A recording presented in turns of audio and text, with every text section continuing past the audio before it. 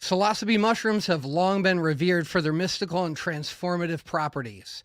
And 𝐦𝐤𝐤 in Veracruz, Mexico, with its lush forests and rich cultural history, is a place where these enigmatic fungi thrive. Join me as we traverse the rugged terrain, meet experts, and share tales of my encounters with these sacred mushrooms in their natural environment. This journey promises to be a mind-expanding exploration that will challenge our perceptions and open the doors to a deeper understanding of the profound connection between nature, culture, and consciousness. Let's go. You're listening to the MycoGeeky podcast.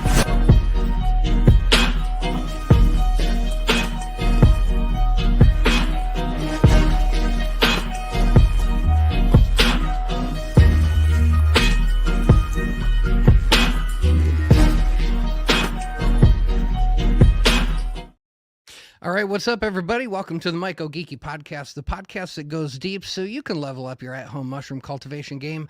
I'm your host, MycoGeeky, and tonight, man, I'm tired, I'm hot, I'm exhausted, but you know what?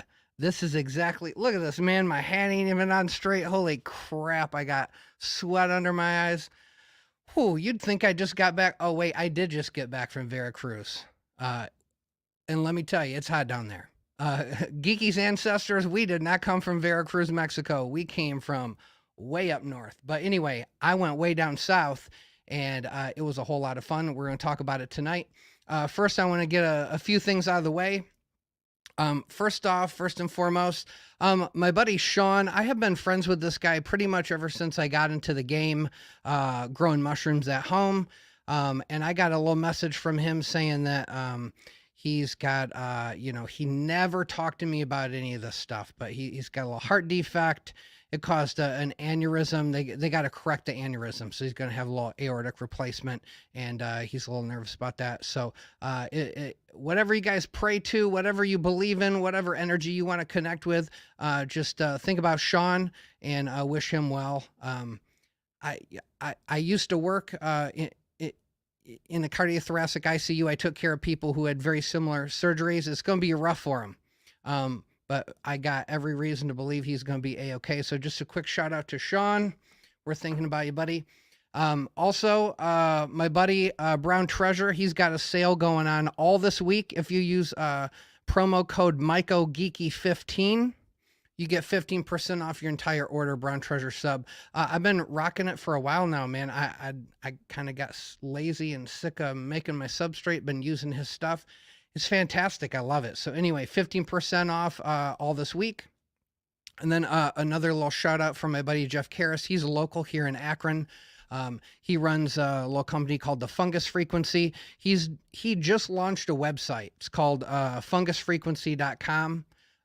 And if you use a referral code FF1150, again, FF1150, you can unlock the actives menu. As of right now, if you just go to the website, it's all just like gourmets and whatnot, but you use that, go to my account, set up the referral code. You'll be able to unlock, man, Jeff has got one of the largest high quality, lists of genetics I've seen. So check it out. And if you use promo code Geeky5, you get 5% off any order. He didn't say how long that was going to be. I think maybe through the month. And then he said also, anybody who places an order in the first month the site's up, so that's until October 17th, you will automatically be entered to be one of 12 winners who are going to win 25 plates. So 25 genetics. And if you've ever won or purchased 25 genetics at a time, it's a lot. You better make some space in your refrigerator and, clean out some tubs and get going. So anyway, fungusfrequency.com, Brown Treasure sub, my buddy Sean, and now we can get back at it. So real quick, just so we don't ever forget, the mission here is to educate and inspire mushroom cultivators and enthusiasts on the art and science of mushroom cultivation while delving into the medicinal, therapeutic, and societal aspects of mushrooms, including discussions on integration therapy, spirituality, and the decriminalization movement. Yeah, and some trips. We're going to talk about some trips. all kinds of trips, the kind you got to buy an airplane ticket for, the kind you got to get on the bus for, the kind you got to pop some mushrooms for. We're talking about all the trips tonight. Also, real quick, just want to let everybody know, I absolutely could not have gone on this trip if it wasn't for my Patreon supporters, if it wasn't for a couple people. One particular person came in real clutch to help me go on this trip. I am not loaded. I do not have a lot of money. I'm not making a bunch of money doing this. So if you've even supported me for a month at the $5 level on Patreon, you helped get me to Mexico. So I really appreciate you for that. So real quick, patreon.com/MycoGeeky. Consider supporting the show. You know, some people, they support it for a month or two. They support it for 7 months at the $5, $10, $25 level. And then they can't for a while. And they send me this big, long message apologizing up and down. And I'm like, you do not have to apologize. Any support you offer for any amount of time is really, truly appreciated. I understand everybody's making decisions in their lives. If you made the decision to support me for a while, I truly appreciate you. If you can't anymore, I get it. I understand. Trust me. After this trip, I'm going to be broke for a while too. So anyway, so Patreon supporters, appreciate you guys. So we went to Mexico. I'm going to tell you right now, it was the first solo trip I had been on since I got married. My wife had been on a few trips. She went to the Amazon on a mission trip, like early in our relationship. She's been on a bunch of business trips. She's gone on a bunch of trips with her girlfriends from college and stuff. But man, Geeky, this was it, man. This was the, NAMA, and then this trip, this was the first time I got out and got to do a little something for myself. It was really cool. Was talking to Yoshi and Natural State Mycology. They were also like, yeah, man, I don't think I ever, since I've been married, I don't think I've ever been on a trip by myself. So we were definitely, a little adjustment period, but it was cool. It was fun. Really good to just get out there and be surrounded by people like me who love mushrooms, many of which maybe love them more than I do. So it was really cool. I met a lot of cool people. We're going to meet some of them tonight. I saw a lot of mushrooms. Man, I'm going to tell you right now, I think I went down there with this fantasy, right? This is what Geeky does. He sits there and he says he's going to find 100,000 zaps. He's going to find, nothing but a field of pancyans. I'm just going to be tripping over them everywhere. That didn't happen. The reality is some of these psilocybes are pretty exotic, pretty hard to come by. And man, I'm 46. I am not 18 anymore. I'm not 22. I'm not doing yoga 5 times a week. And some of these youngsters were just traversing everywhere, left and right, just shooting up the side of mountains. Man, Geeky was just glad he could go on some of these hikes. These were some treacherous hikes, let me tell you. Hold on, I'm just trying to keep up with some of the chit chat in here. If you guys got questions, by the way, feel free to. I'll try to keep my eye on them and answer them for you. Anyway, so I put together a little video. I've given you guys some teasers of what the trip was like, but I want to show you a little video here. So I'm going to pull this up, play it just a couple minutes. It'll give you a taste of the whole trip. Yeah, Ian Bollinger just said, Alan Rockefeller is one of the craziest hikers out there. Going on a hike with him is an adventure for sure. Yeah, man, like a robotic. And I'm going to tell you right now, if he sees a 𝐥𝐤𝐤 or he sees a miracula or he sees some super rare stuff, man, it does not matter if that mushroom is like on the most dangerous precipice. He will just instantly be there. That is absolutely no joke. But man, Ian, there were some other people. James was a beast. Jordan was a beast. Yoshi was a beast. These little skinny dudes, they were just shooting up the side of the mountain, man. I'm like, y'all are younger than me. I could not pull that off. Michael Babel, no, it's not a flex fit hat, man. These are all the snapbacks. I feel like every hat that's affordable for me is going to be a snapback, but I got a few people looking for the flex fit. I'm gonna try to figure out how to make it happen. It just might cost a couple extra bucks. Anyway, yeah, missed you, Ian. Hopefully see you again here shortly. But a lot of other cool Entheogen people were there. By the way, Entheogen, the Entheogen Genome Project was representing there for sure. Victor was there. Victor's super cool guy. He kind of spearheaded this whole thing, is my understanding. And they're just trying to bring like an awareness of the cultural and the biological importance of particularly this region in Mexico. And they got some powerhouses doing it. I mean, Ian, Chris, Alan. I mean, these guys are no slouches, right? They are great people to spread the word and raise awareness on the biodiversity down there. So it's really cool. Anyway, let me pull this video up. Like I said, it's a couple minutes, not very long, but it should give you guys all a little taste as we start talking and bringing people on and telling stories. It'll give you guys a little more context. So let me pull this up for you.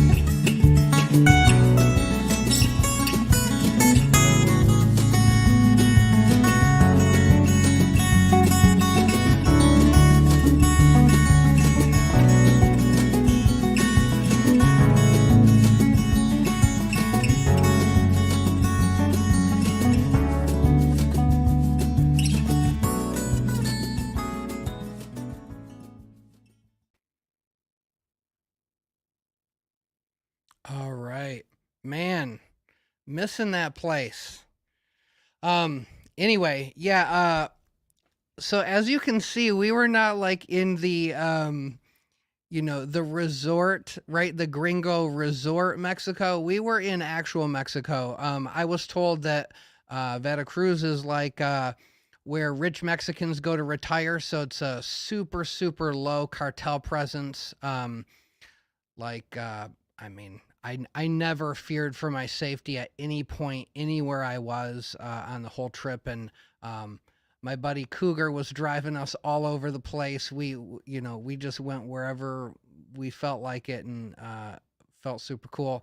There were some points in some of the cities like Jalapa and Jico. I kind of felt like at various times I was in some of the more grittier parts of Los Angeles, so I felt pretty comfortable there.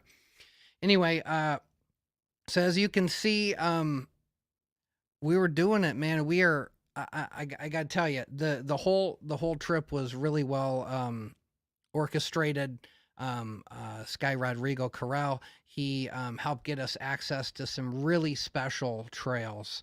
Apparently, I think the Saturday hike that we went on, which was brutal, rigorous, and a couple times Geeky thought he maybe wasn't coming back, but it was like virgin, old growth cloud forest, like some very special geography there. And let me pull up, let you guys see kind of roughly where we were. Hold on, I'm gonna do a little share screen here. Let me pull this up here. All right. So we were, if you guys see that little red dot there, that is 14,000 foot mountain, Parote. It's they grow a lot of coffee around it. There's like there's a region. This region is known for its coffee. Let me pull me. Oh, I think I can't pull me off, but I'm gonna try to. Hold on one second. Try to give you guys a little idea, some stuff here. So anyway, this is Jalapa, right? This is like a pretty big city. And this is Coatepec. So we stayed, I think, right about here by the X there. And then a lot of our hikes were kind of in this region, generally speaking. As you can see, a lot of verdant green forest there, a lot of cloud forests. And man, it's just, I have never truly ever been in these kind of environments before. Been in the tropics, never been in like this cloud forest, which is sort of tropics, but also a lot of air plants, a lot of bromeliads and stuff like that. And our buddy Cougar, who we were very blessed to have on the trip, he knew quite a bit of, oh, sorry, hold on, guys. Pressing too many buttons. He knew he was quite the botanist. He could identify at least a genus, quite a bit of stuff, and gave us a lot of background on all that. It was really cool. Yeah, Baron, Samiti, you like Jalapa too? Yeah, man, Jalapa was fun. Can't wait to get back and explore the area a little bit more. Oh no way. Okay, my buddy Rogelio, this is one of my main dudes from my Discord. He's only 4 hours away. Bro, why didn't you come down? You could have, man. Okay, next time you gotta come visit. Gotta come visit. Sorry, I'm reading all these here. Yeah, and Ian mentioned I was gonna shout out a little bit later, but my buddy Mind Spirit Contact, Chan, he was great, man. He kind of helped bring it all together. He was linking us up with the right people as well. Real great host. He made the Eco Hotel La Jacinta. I forget how you say it. He brought that all together. I'm gonna tell you right now, the food these women were cooking for us, and a couple of the times I think the sons were cooking for us too. Whew, man, I thought I had eaten a lot of good Mexican food, but I'm telling you right now, every morning we had fresh juices. The mole was phenomenal. The chilaquiles were phenomenal. Everything about that place was just fantastic. I can't say enough good stuff about it. Yeah, Ian just said, take every chance to shout out Chan. Yeah, man. I mean, so before I even went on this trip and met Chan, he's been instrumental in helping me figure out, and before he published his ZapTech, he had just been taking a lot of time on Instagram, talking me through, things he's tried, things he thinks mattered, stuff he thought didn't matter so much. And man, I'm about to fruit some of the stuff here. I'm working 2 more days. Man, Geeky worked like 4 days in a row before the trip, working a pretty dense cluster of days here after, but work Tuesday, Wednesday, and then I'm gonna start fruiting my zaps and get on with it, because man, I cannot wait to grow these zaps. Where are we at here? All right, dude. So guys, let's so I kind of give you a sense of where we were at Day one, we flew into Veracruz. Some of the other guys, Jordan and Yoshi and James, they flew into Mexico City. So they had a little 4-hour jaunt to 𝐷𝐻𝐻, and we flew into Veracruz. So we had a couple-hour jaunt to 𝐷𝐻𝐻. So anyway, we all ended up getting there nonetheless.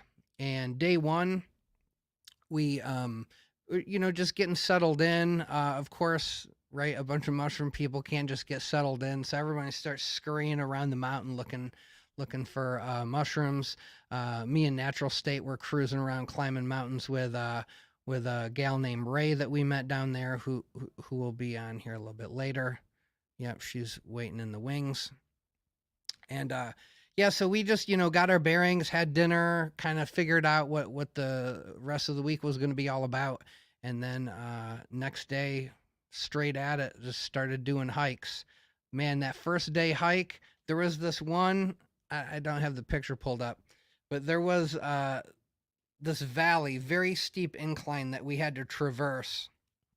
And of course, within seconds, Alan finds, a super rare cordyceps he's never seen before. So everybody's like climbing all the way to the top of the hill to see what he's checking out, take photos of it and all that stuff.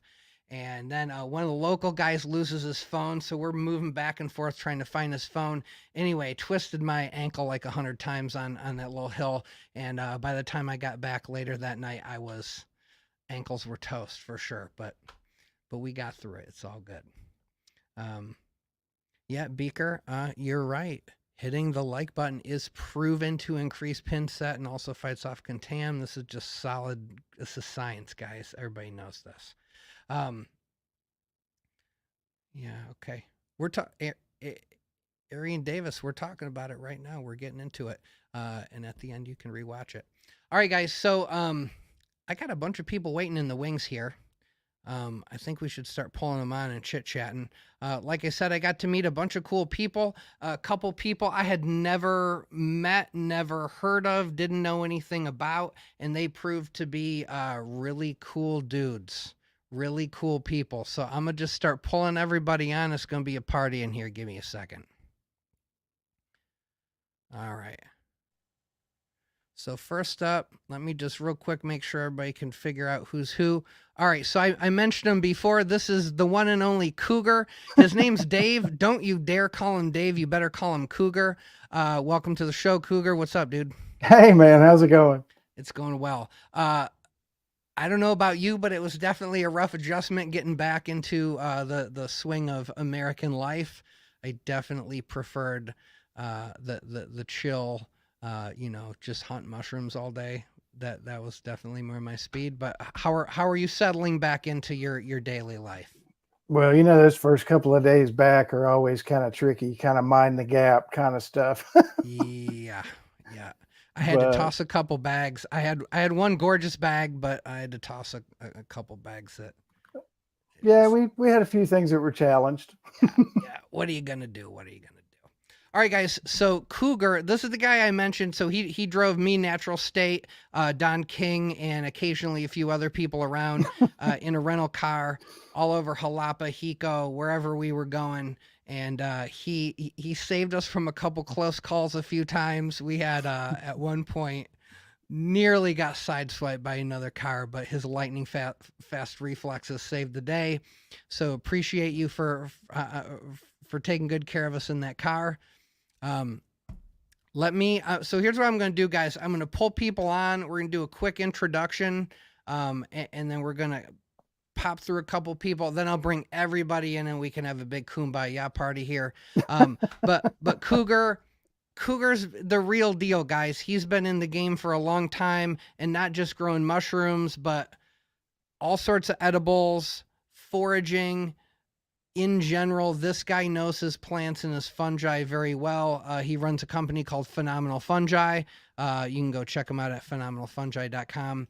And I'm going to tell you right now, he knows more about plants than I do. So, okay, Cougar, we're going to pull you back on in just a second. Give me just a few to introduce everybody, and then we'll pull you back on. All right. Next up, so this guy...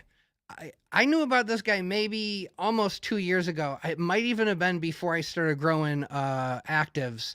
and I had always tried to book one of his foraging weekends. He does these little campouts over on the east side of Akron, kind of out by West Branch and some of these other cool parks out there. Anyway, it just always never worked out.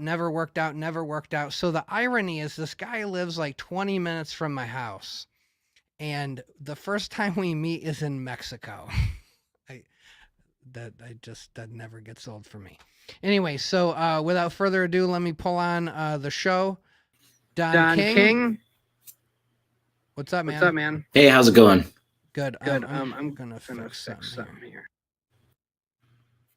All right, is that better? No, that's not better. Here we go.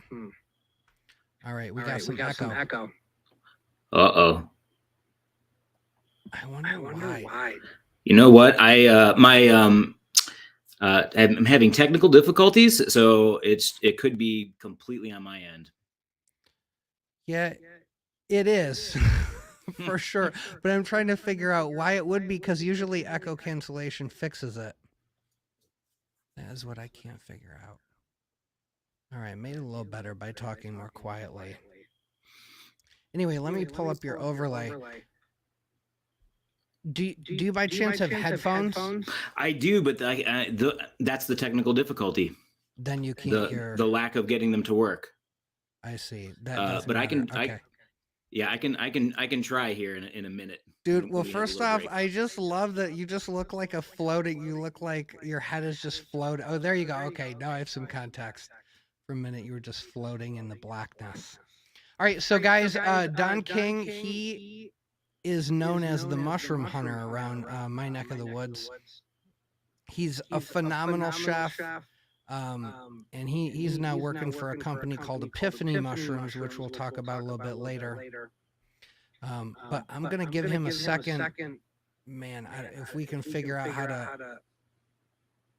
Otherwise, Geeky's going to just have to shut his mouth and let you do all the talking. All right, so I'll give you a second to figure something out. Maybe you can find another pair of headphones. Even some old iPod headphones would be cool. All right. Yep. All right. We'll make it work. Okay. All right, guys. That's like being, I don't know. That's very hard for me to deal with. All right, so now I'm going to pull on. So I've been doing my homework on this DNA stuff, okay? My buddy Ed Grand's been giving me some articles to read. My buddy Rizzy's always giving me stuff to read. We got a nice science channel in the Discord called Actual Science, and most of the time we do try to keep it about some actual science. And I felt like I was getting the hang of things, and then this guy came and started giving a presentation, and I'm like, God dang, I mean, I felt like I could barely ask an intelligent question to this guy. Blowing my mind, giving me all sorts of things to think about, to research. I say stuff like microsatellites, and he says stuff like, you don't need that because the 𝐷𝐸 is, gene has got all these exons, bro. Like, and I'm just like, what, dude? Anyway, sorry, I got a little geeky there. He brings it on me. I'm talking about the one and only Christopher Pauly. What's up, dude? How's it going? It's good to see you. Yeah, man. Great to see you. I want to apologize, by the way. So Don King, me, Ray, and Chris, we were all in the airport together. And then at some point in time through the whole customs process, we just realized, wait, where did Chris go? He's just gone and we're not going to see him again. So anyway, I never got to officially say goodbye to you. So hi and bye and hi, whatever you want to call it. I love it. I had to make it up to the United Club there for my 8-hour layover in Houston. So yeah, yes. All right, I'm going to adjust something here real quick. All right. Cool, man. So where are you right now? Denver? No, I'm in Boulder. You're in Boulder. Okay. Yep. So I live in Boulder and our lab is in Longmont. Nice. Okay. So why don't you tell everybody just a little bit about what you do? Don't use too many big words, dude, because you so effortlessly do. So just keep it simple for my audience. Give them a taste of what you're all about. No problem. So yeah, I'm a co-founder of Triptomics. I'm a molecular biologist, and I partnered with 𝐥𝐤𝐤𝐞, who's an analytical chemist. We came together to form a mushroom testing company, as well as kind of an all entheogen and natural product testing company. And so we do both chemical and genetic testing with some novel primers that I designed to go after the genes that make, certain compounds of interest. And so, yeah, that's a little bit about what we do. We're in Colorado, and we're always open to talk to people. Nice. So guys, just so you know, this guy was never not blowing my mind. If he had a PowerPoint up, it was just one after another. This guy knows his stuff. If you want anything done, there's lots of people you can get HPLC from. Jordan's great. George Selhorn of Flourish Labs is great. Ian is great. Lots of people doing HPLC.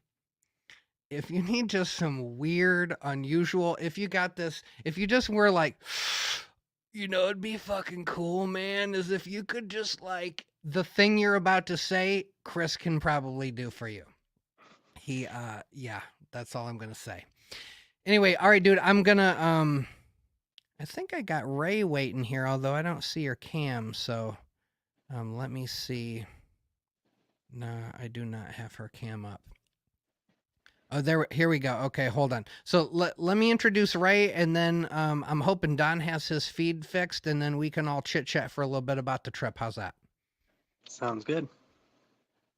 All right, Ray, it's your turn. Hey, howdy. Ray, in the middle of nowhere. Let me guess. Are you still on your bike? I was on my bike about a couple hours ago. Nice. I'm now in a tent, which is easier. Yeah.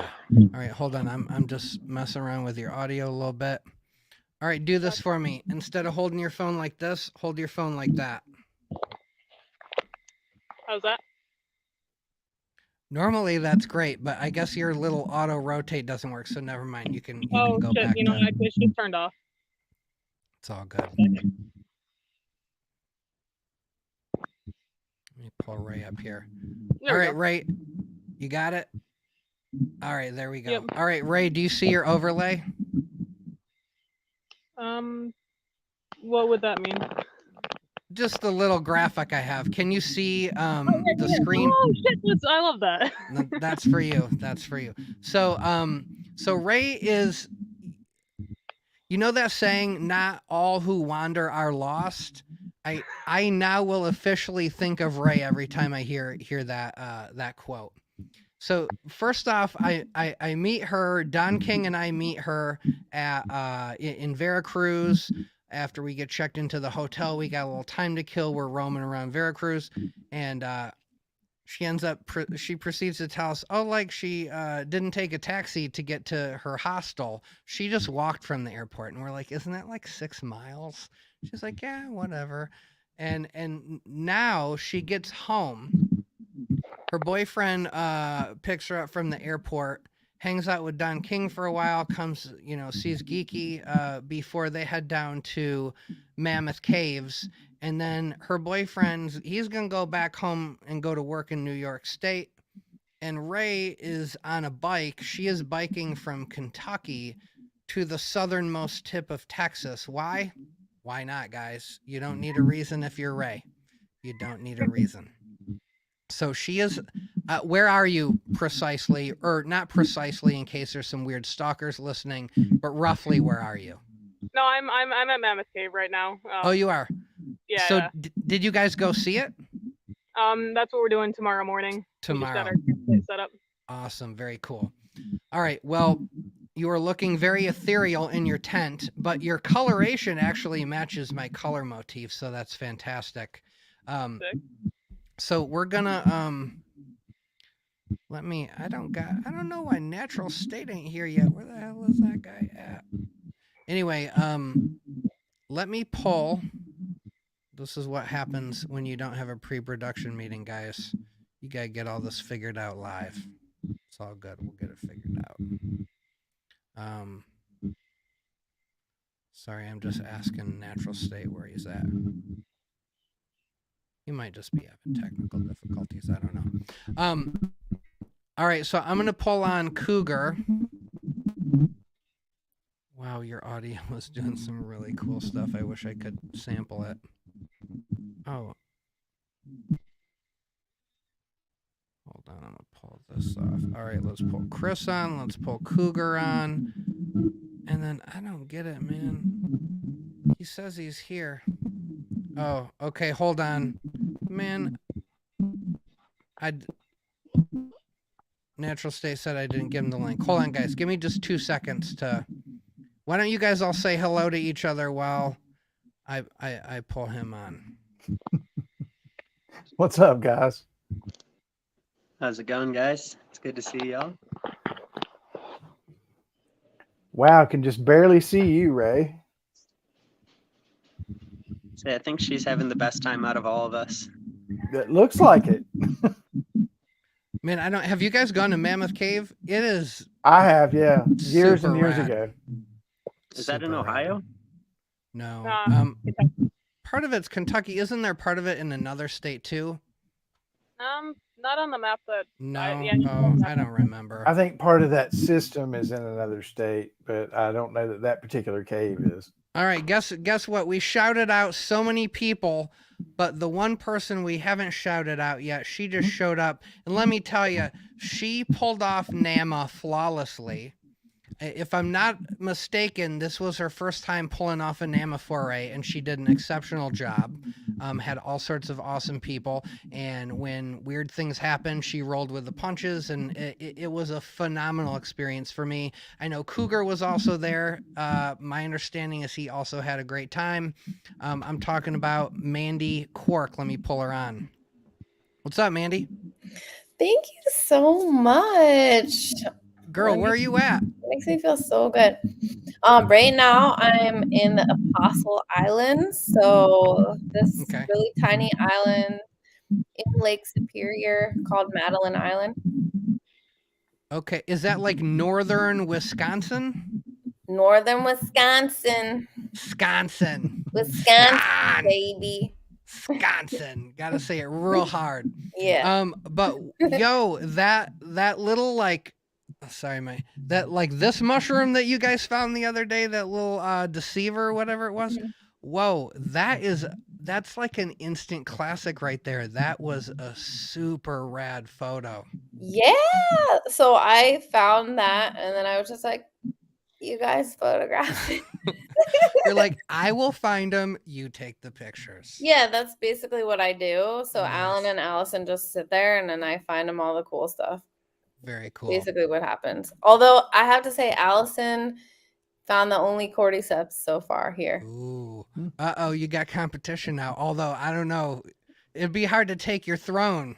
Just so you guys, if you guys don't know, Mandy is like the cordyceps whisperer. She will, if there's a cordy to be found, she will whisper to it and find it. Yeah, I love cordies. But yeah, so Allison is the slime mold queen, right? So Nice. I found her Hemitrichia deceptions, I think is what it's called. Okay. Hemitrichia serpula. And she was like really excited about it. She was like flipping out. It was really funny. And now most of my audience, we flip out over Toke, we flip out over, FUNGUY Mycology's recent flush of apes, but guys, there's a broad field of mycology, and any one of us could flip out over any fungi. So I've witnessed it. I went to NAMA, a lot of people flipping out over a lot of mushrooms. All right, so I think I got Don King is fixed. Let me try to pull him on.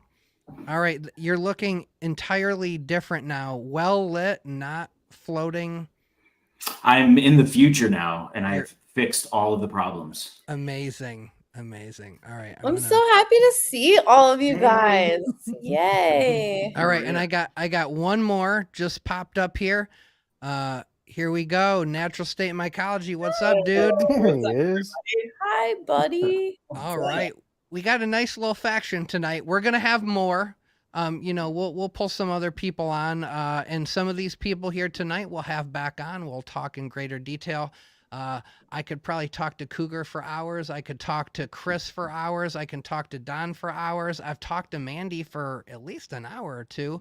So we'll keep talking to all you guys some more. I think when Ray gets back from her transcontinental trip here, we'll have to find out some of her great stories. And we've had Derek on, so how about, since I haven't talked to Natural State yet, how about we talk to him about what the transition back to everyday life was like? Just go ahead. Yeah, go for it. Yeah, man. I mean, it was a little tough at first, for sure. Getting back to regular sleep was nice. There's no AC, obviously, so like I sleep with it super cold at home. So yeah, little things like that. It was, little amenities were nice to get back to, but at the same time, it's like you really miss being immersed in nature constantly. Like we were literally in it, like from the time we got up to the time we went to sleep. And yeah, I mean, it kind of makes you want more of it, for sure. I'm with you. Yeah. And then if you're Mandy, you're never not. I know. You're never not. You're living just the life. Always. Yeah. Always. Yes. Yep. Oh my God, I wish you guys were here. There's like 0 chiggers. Oh my God. I'm 0 chiggers in here. Yeah, so for those of you who don't know chiggers, I don't know if I think I saw one. It's a microscopic, innocent enough looking creature that just ruined me. Just absolutely ruined my legs. I think I donated at least a pint of blood to these chiggers. Yeah, the first day I got there, everybody, I think like Don and all them are going, oh, these chiggers, and they're all like messing with their legs, and I'm like, man, I don't feel anything. I'm fine. And then like maybe a half hour later, I just happened to glance down at my legs, and I'm just covered in these black bugs. They're just sucking blood out of me. And that was the beginning. That was day one.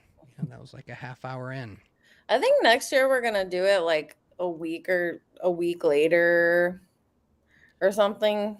Find out when the chiggers go south for the winter. That's what we need to it's find like out. when the temperature gets into like the 40s or 50s, they become like much less active. So last year when I was there, pretty much the same exact week, it was cooler, and this year just happened to be like warmer.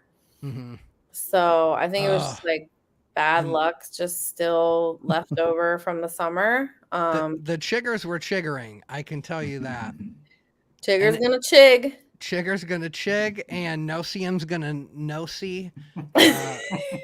Anything that could bite you will bite you. And then let me give you the icing on the cake. I came home, and my wife had a LA friend in town, and so we're all like giving her the Ohio experience. We're in the back, with the bonfire, and I don't know how, but poison ivy must have got on one of the lawn chairs that I sat in, and I now have poison ivy on the back of both of my legs. Like bad, bro. Bad. So the Ohio experience. It's the full thing, the full skin adulteration experience for me right now. Damn. I cannot wait for freezing temperatures. I can tell you that. I want all bugs to die.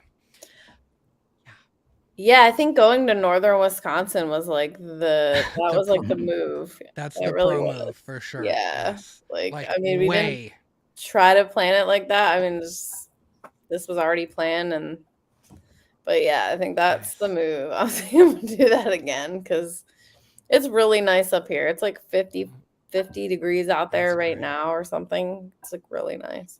Nice. All right, and my buddy Kyle's up there with you, right? Are you guys teaching him everything he needs to know about photography?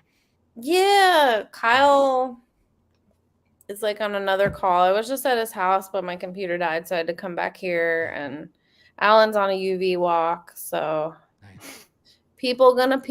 I think Kyle's doing like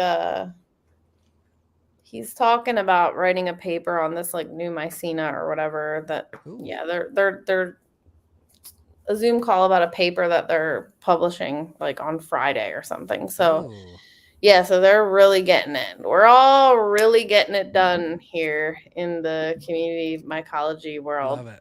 Love it, love it, love it. And then for those of you who haven't heard me talk about it or post about it, the Ohio Mushroom Festival coming out of nowhere, killing it.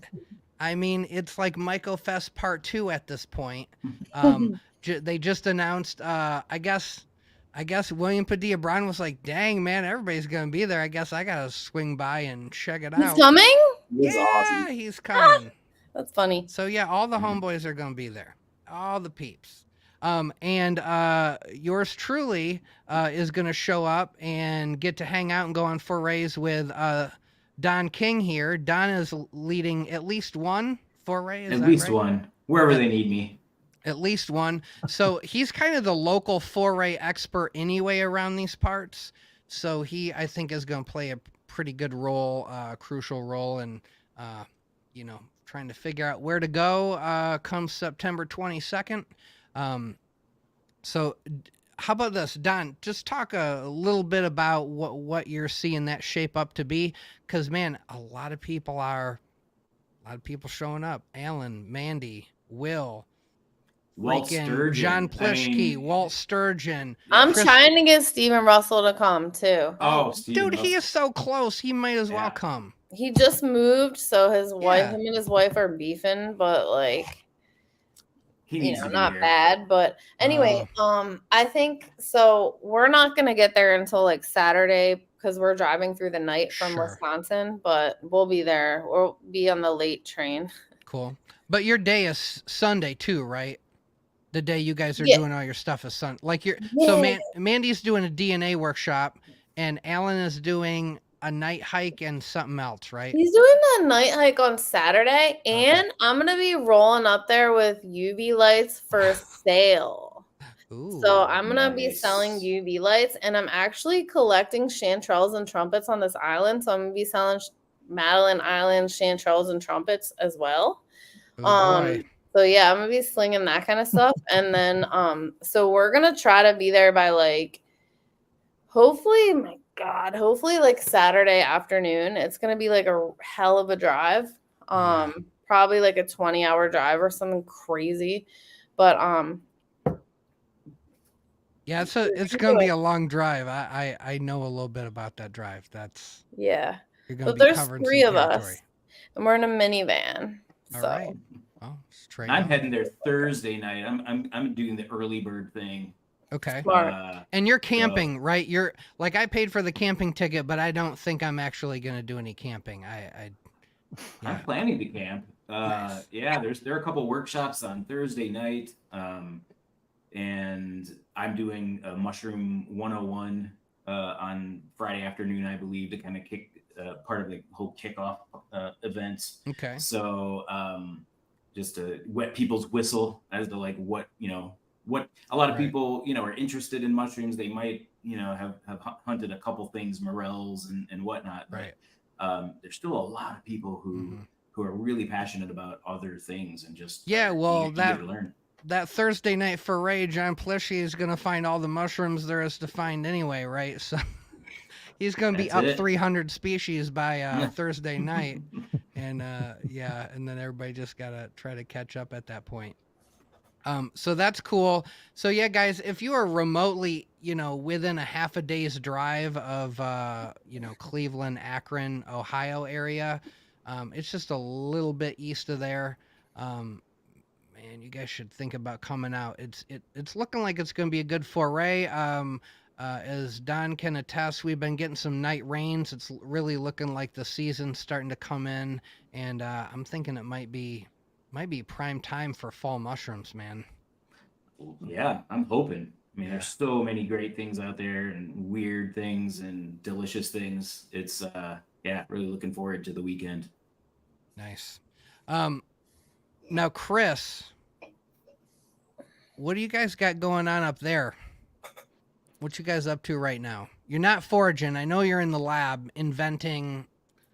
I know you're growing like ears on the back of rats, and you're gonna put psilocybin and chanterelles, and I know you're gonna turn all the agaricus, into bioluminescent fungi, but I know you're doing all that, but give me a little taste of what's your daily look like. Are you still doing a lot of cannabis work? Are you doing more fungi work? Are you doing kind of a little bit of both? Definitely. I wish I could do a lot of those things. It would be a cool thing. But yeah, so I still work full time in cannabis. So I'm coming back to that fun schedule.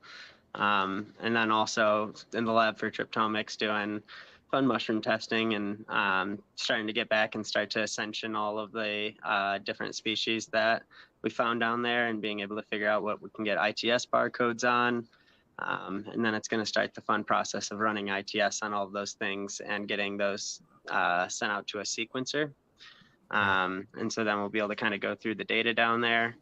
But yeah, just starting to get on that process. Right the day I got back, my mom flew into town, so I've been having a real fun, somewhat back to normal life, but not quite back to normal. Very cool.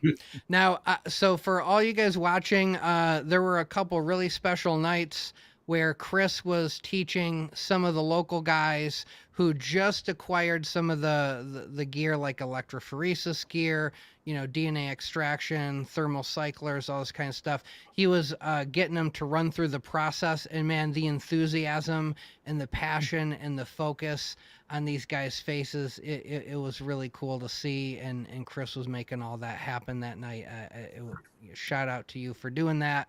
And then another, I forget if it was the same night or a different night, Alan pulled up to the old microscope and just, did a little master class on, prepping slides and all that kind of stuff. It was real fun at night, just getting to see everybody work and do their thing. Definitely, yeah, and I'm stoked to let everybody know that we had successful PCR down there. That's something. Yeah, most of the reactions that we tried, we had like 27 different unique DNA samples, I believe, and then ran 5 different primer sets on those. So that's quite a bit of PCR that we ended up getting done. And yeah, we were able to see that it worked through using a cybergreen dye, similar to what you would do in gel electrophoresis, but we actually could see that in the tube because that dye was in our master mix. So it was Bro, really you were cool. telling me about that. That is so slick. It's a really cool way to verify PCR without having to do the whole gel process. Yeah. And so that was definitely exciting to figure out down there. That is fantastic, man. And that's good to hear that all that PCR turned out, and you guys should be getting some sequences on it. So now my other question is, I know, Entheogen, right? Genome project. So full genome sequencing. Did you guys have your eyes on any particular species that we happened to come across while we were down there? Are you guys not yet figured out? That's going to be a question for the board and for the whole big group of Entheogen. Like, it's not really, I don't think it's like for us to decide, because I think it's like a board call. Right. So that would be like Ian and cool. He was Jason here earlier. And so one of those though, right? Something that you guys extracted theoretically will be next up on the lab table. They definitely have a lot of cool ones being awesome. Considered for the next one. But yeah, we did just sequence quite a few, and so be on the lookout for a genome announcement coming out for I think these 5 new genomes that we just finished assembling and annotating and polishing and all of that. All right. Ian just gave us a kissy exciting face, so I think he's teasing us. All right, so soon we'll find out about all that stuff. So. And just so you guys know, like, right, this is, you can't just do ITS. This is like they're sequencing the whole genome. This requires sending to not just Sanger sequencing, but a lot of other places to get the whole genome. So it's quite an undertaking, and it's a testament to the scientific prowess of these guys, and not a lot of people doing this right now. So I mean, I think it's pretty badass. It's pretty cool. Yeah, I do want to say really quick, I am literally going to get up at 6 a.m. to go like mushroom hunting. So I'm probably not going to be on here for like a bunch longer, although I love and love hanging out with you guys, and like definitely missed you. And I like this energy of this group. Like it's like, Mexico. But I did want to say, just for like the viewers, I guess, we are going to be picking the dates. So Entheogen has a call. It must have had a call a couple hours ago because it's like every Monday. But I wasn't on it because we were doing stuff here in Wisconsin. But in the next couple Mondays, I'm going to jump on a call and we're going to pick the dates for next year. So we're going to know like well in advance. And we're going to try to get Ian there. Definitely Ian, definitely Jason, and Hart. I guess if It's got to twist his arm. Just twist Hart's arm. like if we plan it like far enough in advance, and then William. So I would love to get William there. He was like awesome last year too. Like I definitely talked to him at NAMA, and he said that if we plan in advance, he'll be there. So yeah. So yeah, and it would be cool. I think it'd be cool. I was thinking it'd be cool to do maybe like, and I haven't really talked to anyone about this, but maybe over the winter do like a fundraiser somewhere around the San Francisco area for more genome sequencing for Entheogen, and then have like maybe have Ian do a talk, and then maybe Alan and Hart, and just do like a little mini event. Could be really cute just to do like a fundraiser. Just for more money for Entheogen. So cool. Yep. Let us know. Keep us updated. I'm always, letting people know about stuff. So when you know and you want me to let people know, we'll let people know. For sure. And I also want to like shout out just really quick all the Mexican people that came. Shout out to Mexican people, guys. Like Damien, Iñaki, Robert Kelly. They're such OGs. Oh yeah. Really love and appreciate having them with us. And next year we want to, in Mexico, I think we're going to do just more openings and more,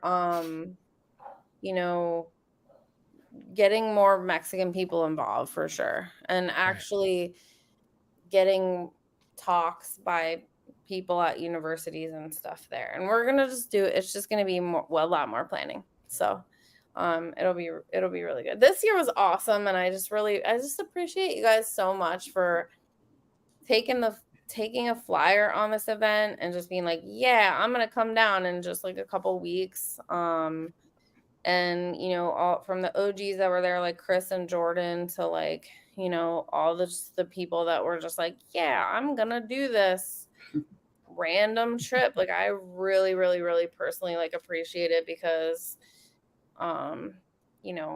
like it's just not it's definitely important for community science, but also like cultural merging, and it's the Entheogen Genome Project. So just having entheogenic experiences together in a setting, like a historically significant setting for mushrooms like Psilocybin zapotecorum.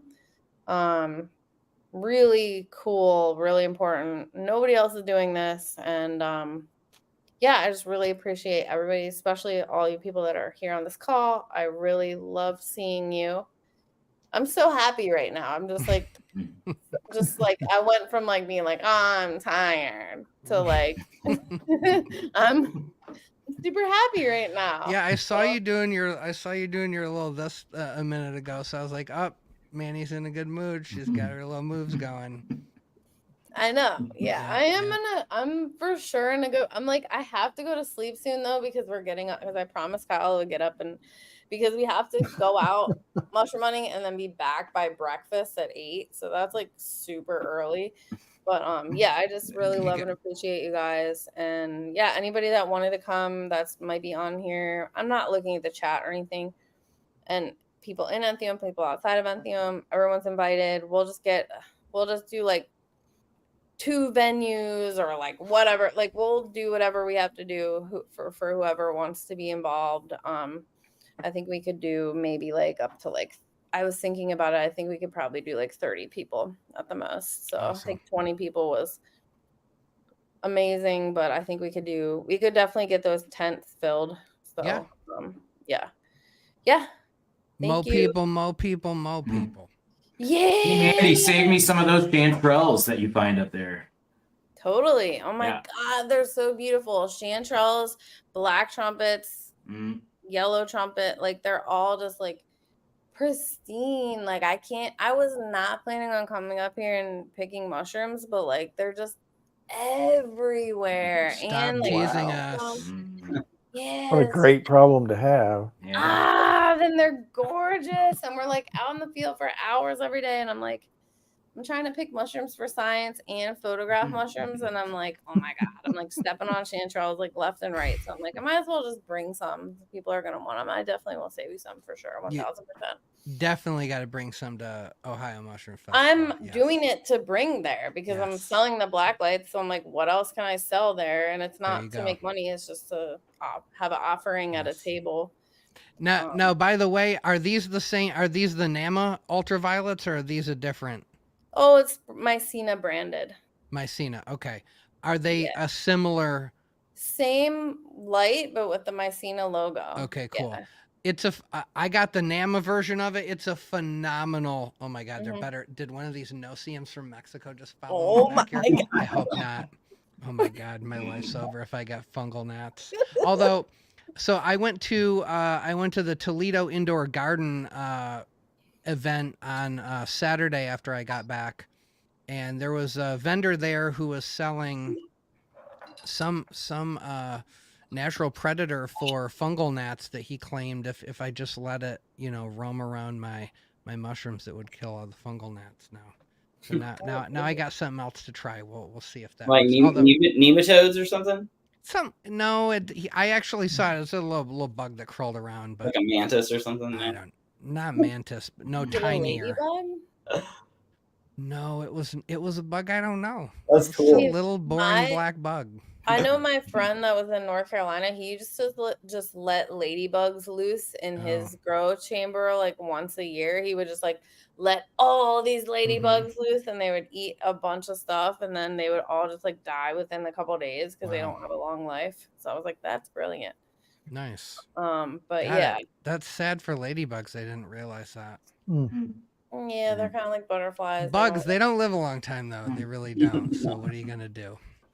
Yeah. Anyway, I just love and appreciate you guys, and you guys are awesome. We love you too. You did a great job getting it all organized, and can't wait till we do it again. And we will see you at Ohio Mushroom Festival. I'm gonna see you in literally like 6 days. I'm so excited. Yeah, you gotta come hang out at Geeky's house afterwards. We'll drink some brewskis or do something if you guys got time. I have no idea what the logistics are. You don't have to commit on air live right now. No, okay. I mean, I'm not. You didn't answer now. But we're gonna get you. We're gonna get you guys to hang out. I just have my friend Megan said she was driving back to my car in Maryland, but other than that, I have nothing to do. So you get to Megan and you get to me. I'll talk to Megan. It's all good. All right. Well, thank you, Mandy. Thank you for stopping by. Appreciate both NAMA and the Mexico trip. It was great. Yep. Thank you so much. You're welcome. Have a great night, guys. Talk to you later. All right. See ya. Bye. See ya. All right, guys. All right. That was Mandy. She's cool. She's awesome. She worked real hard to give us a great little time in Mexico and at NAMA. So thank you very much. Ray is looking like the sun has fully set where she's at. She's now just an enigmatic ghost. Just barely the trace of her face can I see. Are you still there, Ray? Yeah. Yeah. I had to turn my phone brightness down, which was what was lighting me up. I see. So after Mammoth tomorrow, then the following day, is that when you start your trek? Yeah. The following day I will be heading down to a really weirdly named campground. Okay. Are you sure it's an actual campground? It's definitely for real. I was a little surprised though, because it's a weird name. Okay. Um, So Rhea's got one of the coolest sleeve tattoos I've ever seen. She has yeah, you can kind of walk, just tell us because we're not going to be able to see it, but it's Yeah. this really cool artist with all these little bugs and plants and stuff. Why don't you tell everybody a little bit about that? And of course, now you've obligated yourself to take a real cool photo of and put it up on Instagram. So yeah, I guess you're right. Yeah, so up on my shoulder here, I've got it's a calligrapher fly riding a bike. okay. And then I've got a big old goldenrod going down most of my arm with roots going down my forearm. And like there's a rhizome in the roots connecting to a smaller goldenrod on the underside of my arm. And then there's a bunch of glomeromycota mycelium and like spore sacs on the like the inner part of my forearm, with some ghost pipe connected to the glomeromycota, and the glomeromycota is also connected to the goldenrod roots. And then Yeah. there's like a little springtail mite sitting on the roots as well. All right. Well, all these guys saw it, so they know what I'm talking about. It's a really cool. It's some really cool ink, man. It's awesome. I can't. I'm rarely impressed, but I was like, oh, this is really unique, really cool, really tastefully done. And I'm gonna be thinking about you on that open road. Don't get hit by a car. That's my main thing I'll be looking for. So. Don't get any flat tires. Stay hydrated. Yep. I'm honestly not worried. Like, my dad instincts are pretty low key with you. I feel like you could say you were biking to Hawaii, and I would be like, yeah, sure, you're biking to Hawaii. I believe you. I'm good. Yeah, MycoMama's, there it is, official. MycoMama said we just need a pic. So I think at some point in time when you're taking one of your breaks on the side of the road between here and the southernmost point of Texas, I think you're going to have to show everybody those cool tats. Yeah, no, I've got pictures on my phone, so I can. Oh, nice. Okay, cool. Out there. All right, so Ginger Gnome, shout out to Ginger, super cool lady. Started watching the podcast not too long ago. When and where is the Ohio Mushroom Fest? Don, why don't you tell her?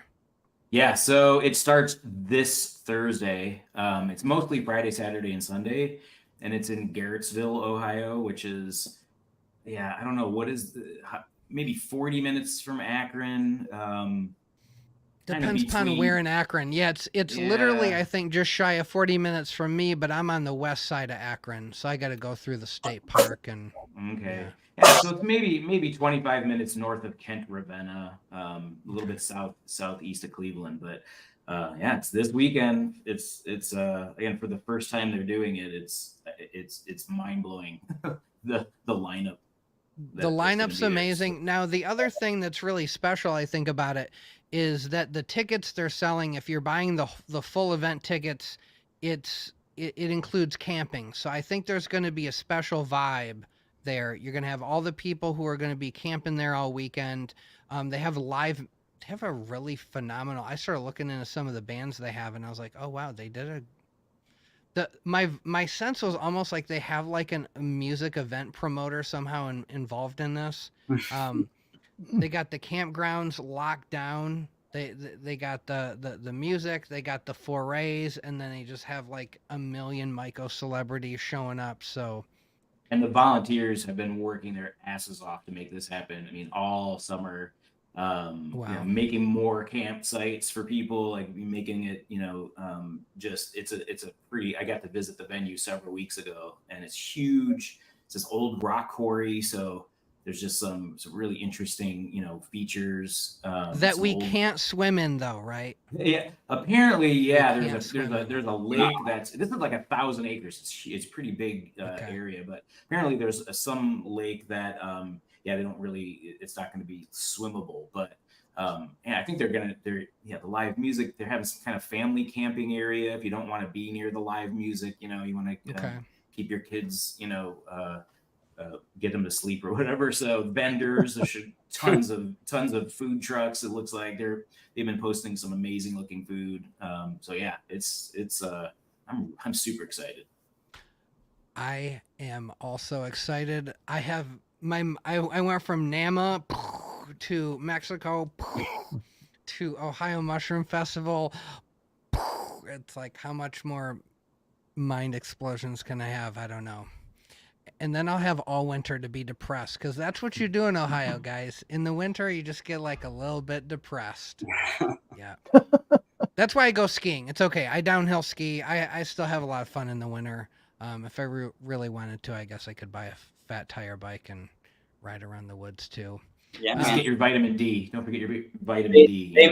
They make mountain bikes with like a snowboard or a ski on the front. I've seen those. Yes. Yeah. Now, doesn't look very functional, to be honest, but no. Now, so Derek also mountain bikes, and he's a little ripper, I can tell from the little videos I've seen of him. Have you ever ridden one of them big fat tire bikes? No, I've never ridden like a legit fat tire bike. My bike is a plus size bike, so it's a 27.5, and my wheels are they're pretty fat. They're like, I mean, most people would look at it and be like, oh, those are. I think you run super fat tires, yeah. Yeah, pretty fat, yeah. Nice. Yeah. First time I rode one, it's a little weird, dude. Especially because the first time I rode it, it was not in the winter. So I was like, okay, this is super weird. This guy I ran into on a trail had one out. It wasn't winter yet, but he was riding this real, I mean, they're like literally this wide. Yeah. The true fat tire bikes are crazy. I just the weight alone of those tires is. Yeah, it's weird. I like to flow downhill fast. That's more my thing. Yeah, I'm with you. Yeah. So Geeky doesn't have one of them, so I got to stick to skiing.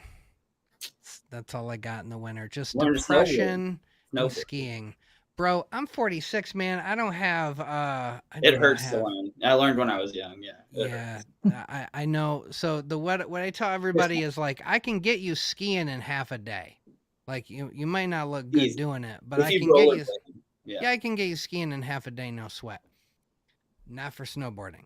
Takes a long time to just barely know what the hell you're doing, but then you can go from intermediate to advanced much more rapidly. Whereas with skiing, I've been like an advanced intermediate skier for my whole life, and I don't ski quite enough consistently enough to really move into that expert skier category, just because it's hard to make that jump. Yeah, man. My knees will and ankles will not allow me to do that. So yes. Yeah, Michael Mamos, when I was young, exactly. Woulda, shoulda, coulda. It's okay. I like skiing. I'm good at it. I can still go on jumps. It's not quite as stylish as going off a jump on a snowboard, but you can hang. Yeah, it's all right. It's still fun. I did tear my ACL, MCL, and super messed up my medial meniscal tissue a little bit on some jumps on skis. So are we thinking ski snowboard trip next, guys? Is that we could do that. Knock yourselves out. I mean, Chris is up in Boulder. We can head up that way for sure. Well, Cougar, we just need a designated driver anyway. So come on out. Yes. That's the game. Yes. Let's do it. Yeah. It can still be fun. Yeah, it can. Cougar, we'll get you skiing, I'll get you skiing. We'll get you skiing. We can do it. Cougar can do just about anything, not just name every plant on the planet or keep in mind, Cougar, how old are you now? 58. 50. Cougar was doing, I'm telling you, these young 22, 24-year-olds were getting done with this hike going, oh my God, that was exhausting. And these people were in like phenomenal shape. And I'm not in great shape anymore. And I'm just like, man, that was rough. I was beat. I'm in pretty good shape. Yeah, I mean, it beat me down pretty good. Like it was, especially that one day when we started off, when we did the Big Cloud Forest hike, and we started pretty early, and we went to like dark almost. Like it was, that was a lot. And Cougar like hung the entire way. I know. Fortunately, I had somebody carry my bag about half of the way because old Boy Scout habits carrying over had way too many things that I might need. Right. Instead of only having the things I was likely to need. So lesson learned on that. Yes. Well, man, I brought 3 cameras and I never busted my 2 SLRs out until the very last day. Natural State, Don, and Cougar and I, we all went to this little hike behind I forget the name of the school, but it's the school that Gaston Guzman, built his whole career at. And it was cool. A lot of biodiversity. We saw a lot of cool stuff. We brought home some reishi. I brought home, I'll show the pictures here in a little bit.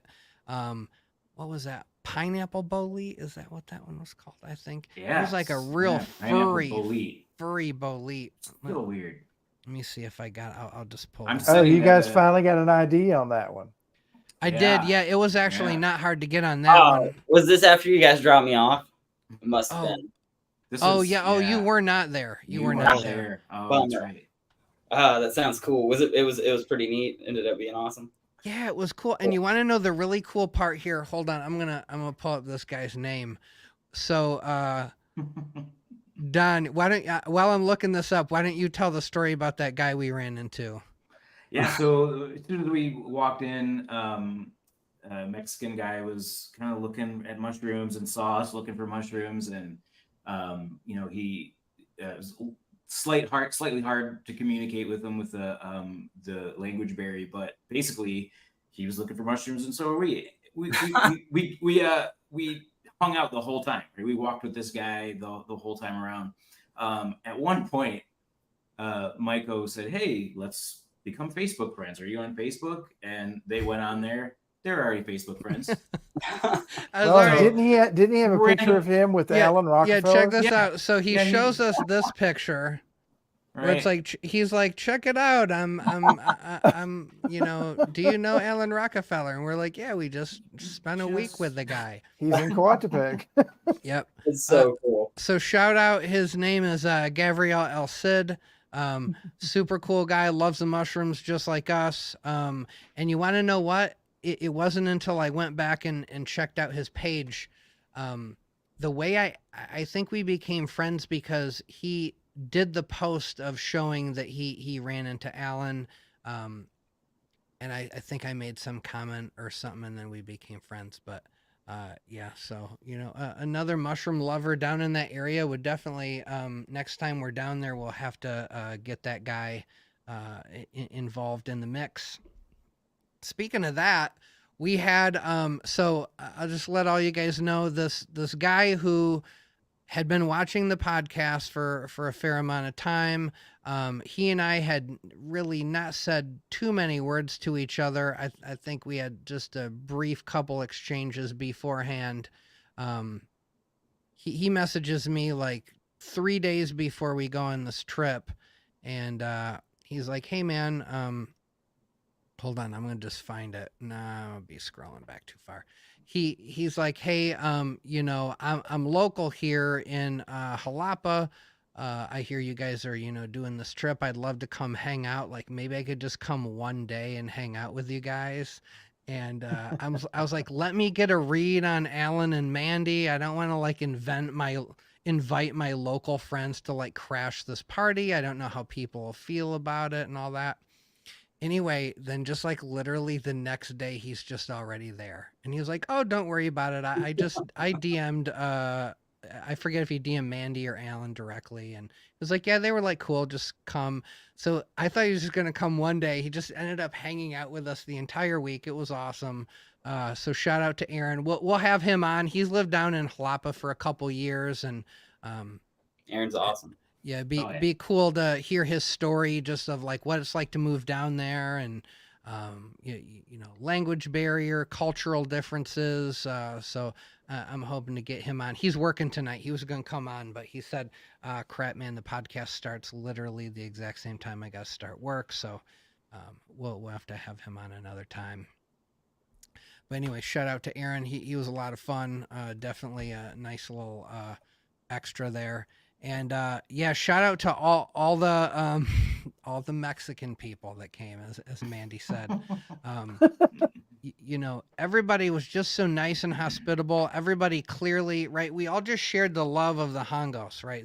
That's really, and if you know Geeky in any other capacity beyond mushrooms, that's like all my friends are always based on interests. Like I didn't really click up. I was kind of in whatever click, but man, if we shared a common interest, it didn't matter who you were, what you looked like, how old you were, where you came from.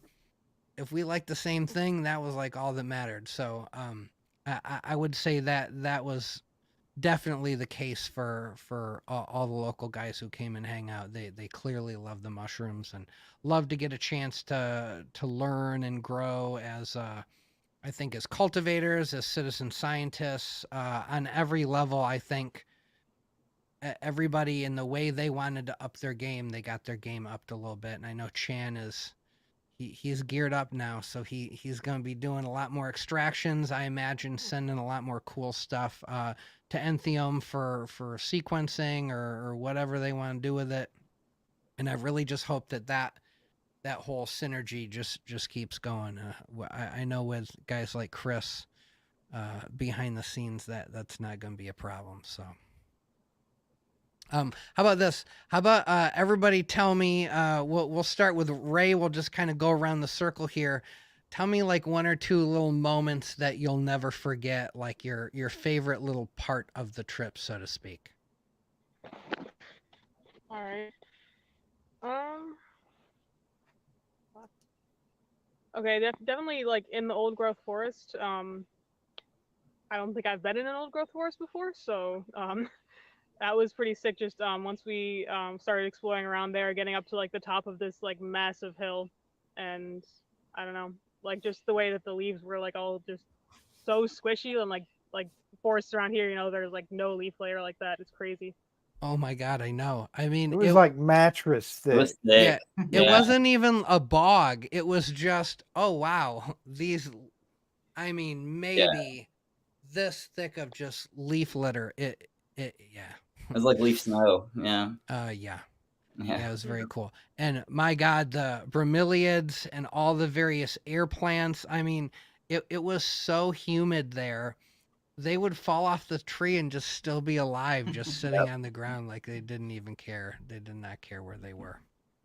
I thought that was just the whole vibe. It was not exactly a jungle, but kind of jungly. I mean, I was definitely like, damn, I've seen some movies like this, and it's freaking raining and it's muddy and everybody. I mean, it didn't matter if you were out of shape like Geeky or if you were like super fit and did yoga 50 times a week.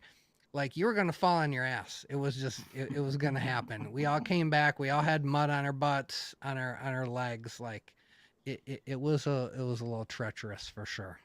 Well, what about Luis and the other guy who walked barefoot the whole time? Yeah. All right. Shout out to Luis and Carlos. Yeah. These two brothers, they were, I think they were Spaniards. Is that right? Like, yeah, they were in Ibiza. They were originally from Mexico City, though. So they're Mexican dudes. Yeah. Oh, they are Mexican dudes. Okay.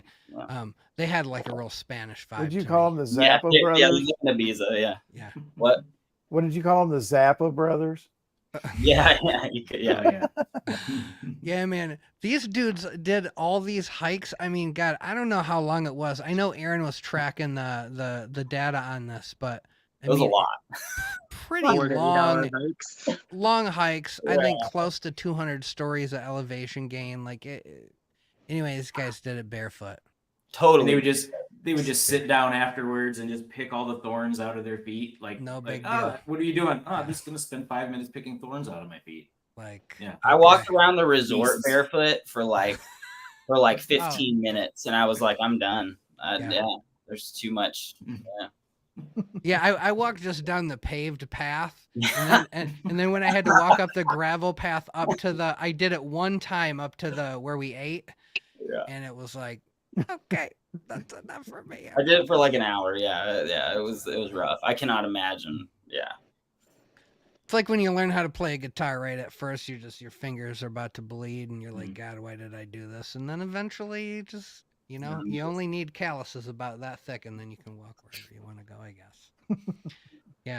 Yeah. Shout out to those guys. We have to try to have those guys on. Hopefully, I can get like a little like hardcore Entheogen. I'll get Victor. I was talking to Victor. I think Victor's gonna come on at some point, and really talk about what the trajectory of Entheogen is, and that relationship between some of the American scientists and what's going on down in Mexico. I think that would be very cool. All right, so I'm with you, Ray. Just that environment. I think I said it. For me, it was like I've never been in a climate and a biome quite like this. Like that habitat was distinct for me as well. It's just cool to physically be there. Very cool. All right, Chris, what about you? I know you're a bit of an adventurer. This is not your first, taste of adventure in the tropics. But what for you was some of the highlights for this trip? I definitely have to say the day after we found, like probably a pound of Zappadecorum, we did a little night hike that evening. Yeah. And I was gonna run by the cabin and grab my boots and UV light, and I was like, the flip flops are fine. It's gonna be fine. So yeah, I got to take that 2-hour hike. That was just mostly dark too. We didn't really put on the lights too much, but we got to see a bunch of cool, just bioluminescent different organisms. Fungi infected leaves and all kinds of stuff that would glow under just natural darkness. Yeah. So yeah, that had to be one of the moments that stuck out most to me. Yeah, the whole the first time I ever used a UV light was going on a night hike with Alan at NAMA, and I mean honestly, that hike we didn't find a whole lot of fungi, but it didn't even matter because everything looks cool. Like the chloroform in the plants glows real bright red, and depending upon what chemicals are in the plants, they glow different colors. And we saw some cool millipedes, and lichens look just crazy. Lichens look ridiculous. Yeah, lichens probably steal the show when it comes to UV. I would say for sure. Yeah. I can't cross over. I can't become a lichen person, but lichen is definitely cool. Yeah, so that's the nice stuff. It's just a whole nother world. It's like first time I scuba dived, and I just really got into scuba diving, and you're just like, wow, it's just like a whole nother world down here. And I think the UV night hikes can kind of have that vibe where you're like, wow, I'm seeing everything in a whole new way. Oh, hold on. All right. Customer service says lichens what? All right. We're talking lichens. Like, what are they? I don't even know, dude. Like they're not fungi. Is it a They're plant? Actually a combination. There's a fungal component and there's a plant component, and some of them even have a bacterial agent, if you will, that helps the two of them get along better. So sometimes it's more of a community than an individual. Oh, no way. So even when we didn't have Alan, we had Cougar. Yeah, Cougar, man. Cougar will absolutely get you through. And this, by the way, this is what was really cool. Now, Mandy had mentioned this before, like when she came on talking about, the 𝐥𝐤𝐤 expedition was sort of like a little more casual, and then the station one was a little bit more formal, more about bringing something to the table. I mean, I definitely didn't bring anything to the table the way that Chris did. But Cougar definitely was bringing some stuff to the table. Don was bringing some stuff to the table. It was really cool to see little, everybody got to shine a little bit and show off. And yeah, it was nice. It builds the appreciation. I had this feeling as well at NAMA where you're like, oh, wow, there are other Alan Rockefellers. Like, oh, this is a room full of them. Like all these people have devoted their lives to mushrooms. One of the guys in my cabin was a retired pediatrician who was obsessed with mushrooms and had an exhaustive knowledge, taxonomic kind of understanding of mushrooms. And you're like, yeah, there's a lot of people who like mushrooms. Like it definitely normalizes all the times your wife tells you you're too obsessed. And it's weird, and why do you like mushrooms this much? It's like there was a point Yeah, I was sitting in there was like 400 people listening to, Dr. Matheny go on and on about, under illustrated species of the Carolinas. And I'm like, okay, cool. Yeah, there's 400 other people that are at least, if not more, obsessed with mushrooms than me. Great. I'm not as weird as my wife thinks I am. If it keeps growing, we'll be less weird and less weird. Yes, Then we'll exactly. ignore them, yeah. Well, we were the new normal. Yeah, it's everybody like likes mushrooms. it's like the that country, right? That Dolly Parton, she was like, I was country before country was cool. It's like we were fungi. We were into fungi before fungi was like the thing. The day the odd get even. Exactly. There you go. There you go. You can count on Cougar to have a cool saying like that. Yes. All right. So Cougar, how about for you? What were one or some highlights for you from the trip? I mean, honestly, one of the things that sticks out the most for me is meeting a bunch of you guys. Some of you I've heard of before, kind of, on the edge, but don't really know that much about you. And I mean, the four of us in particular clicked pretty hard.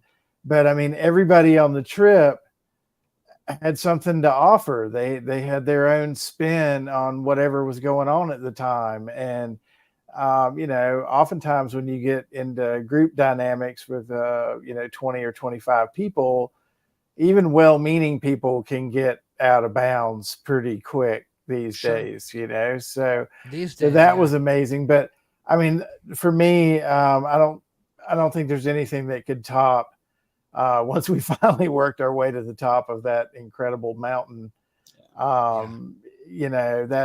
I've been in cloud forest before in the Andes, but and it's radically different than that. But that was really the cool part of it for me. I mean, I found that 𝐥𝐤𝐬 the day before. That was pretty cool because that was about the most hidden one I've ever found. And even in the picture I've shown people, they can't find it. So I have to enlarge it up so they can see where it is in it. But mainly that particular hike, which somehow a couple of us miraculously survived. And some of the younger people really thrived at, but I think we all kind of realized that maybe we weren't as ready for it as we thought. They were sitting, a lot of them were sitting still. I mean, I don't think it didn't not take it out of almost everybody. No, it got us all. Yeah. I thought I was going to die for sure. There were a couple. Do you remember when it was like the irrigation tubes and you were like, oh, wow, there's nothing to walk on here other than a tiny bit of mud that's just clinging to these irrigation tubes. There was a section that gave way too. Yeah. Yes. There were a couple spots where I was like, I mean, how is nobody falling down this mountain yet? Like, I'm amazed. It was pretty treacherous. Yeah. Pretty treacherous. All right, Don, how about you? Highlight moments. I don't know. I mean, just obviously meeting everyone and making these connections that I just know are going to, last a lifetime. But I think that, like, if I had to single out a moment, it was probably when I found my first and only so far Psilocybin 𝐦𝐻 which was super exciting.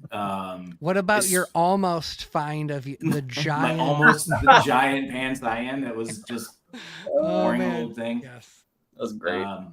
But yeah, I mean, this tiny little thing, just hiding in the moss. That 20 other people walked right by. Yeah. I stopped to look at this weird pink. I think it was kind of like the beefsteak fungus, fistulina. It was just starting, and I looked down and I saw some little jelly babies, the 𝐥𝐤𝐤, and then I looked over and I'm like, is that what I think it is? And everybody was just like, yep. And then everybody's cameras are out. It's just this, like you just found a chunk of gold. Everyone just wants to photograph it, and it's anyway. Yeah, I think that was pretty exciting. Finding stuff was cool. I found an ugly 𝐦𝐻 that it wasn't as sexy, but it was the one I found, so I was happy to find it. But yeah, same with the 𝐿𝐸𝐤𝐤. I mean, I thought I was walking up on like a Playboy model photo shoot the way everybody was going to town on that thing. There were like, these two little. I'm like, y'all are just the gear just out of nowhere. 1 minute these guys are just, launching up and down the sides of these mountains, and then the next minute they got, light kits are coming out and They're all set you're up. like, God dang, man, where'd you guys hide all that gear? But yeah, that it made it very exciting so I'll tell you one thing I really wanted to get out of it. I wanted to watch Alan find something cool and just watch his whole process of setting up and taking the photos. Like I'm very much a watch and learn kind of guy. So I just wanted to see how he did that, how he prepped the stage and worked his lighting. And he, on maybe 3 or 4 instances gave me, whether directly or indirectly, some really cool lighting tips. And it definitely upped my game and helped me realize, you got to really think about this, and you got to really make an adjustment with the light and really see what that's doing, in the camera. And definitely made me a better photographer, I think. All right, sorry, I'm babbling. All right, natural state mycology, favorite highlight moments for you. And I definitely have to echo like what Don and Cougar and everybody said about like connections, because that was like that was the main thing, right? Like was making new friends, lifelong friends. But aside from that, I would say having like a 7-year-old drive us all the way down the mountain, sitting on the back of the 4-wheeler, just hanging on with 𝐦𝐤𝐤𝐿 for dear life. And we got a front row seat for it. It was yeah. great. Literally, Cougar was sitting in the back of a trunk of a little tiny, like, what was it, like a 𝐥𝐤𝐤? Something like I that. mean, Yeah, it was at one time it was a 𝐥𝐤. I don't know what it was now. Yeah, it was a mix mash for sure. The like gas fumes were awful. An exhaust pipe came off of one car on the way up. Like that was our car. Yeah, we had that car bogged down. We had 2 people in the Ray. I think Ray, you were in the very back, right? Ray, did you fall asleep on us? I think she's out. Her phone was at 3%. She's out. Her phone was frozen. Is she out? I mean, she's still there. Oh no, maybe she is. Yeah, she's out. Okay. Yeah. So Ray was in the back. Like in the very, very back. Now, okay, these are like, I don't know what era you guys grew up in, but for me, this was like that friend you had that could always get you to a party, but in order to open the door, you had to like know how to pull the lever 3 different ways, and there was no paneling on the inside, and you were the whole time you're like, how does this car work? I don't know. That was the car that we took to get to this really special, top secret hike that we went on. It was a haul up there too. Oh yeah. I was glad we got a ride though. Yeah. Oh my gosh. But, well, so like when we got down to like when we were waiting on the rides, right? One of our Mexican brothers who was there, 𝐸𝐤𝐤𝐿, he went down and he was discussing with one of the locals, hey, where's the car? What's going on? And he pointed to the 4-wheeler, and this little girl who was probably 3 was like, oh, mi hermano. And she went and got her brother, and I was expecting like a 15 or 16-year-old. This kid was literally 7, and he jumps on with the keys, and 𝐸𝐤𝐤𝐿 looks at me, and I was like, all right, man. And yeah. Wow. Yeah. So that was definitely, like, I would say that was probably that was a good one. Not mushroom related. There was lots of that, but yeah. Oh, here we go. All right. She's back. So yeah, Ray, I was just saying that, you got to experience hitting that concrete curb that we rode over that ripped that guy's muffler clean off. Oh shit, yeah. No, I was in the back too. I fucking got a concussion. I mean, you're not in Mexico if at one point in time you're not crammed into the trunk of a Geo Metro. I mean, I think that's a mandatory experience. It was a Metro, yeah.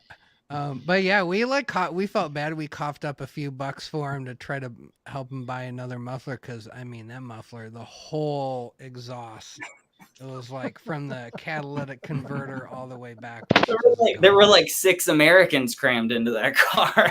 It's not used to that weight. It wasn't. Oh yeah, it was not used to that weight. It was all American. That's American bodies in there. Yes. Yeah. And gear. But man, don't forget too that they were dubbed the girls. We'll have them on here eventually.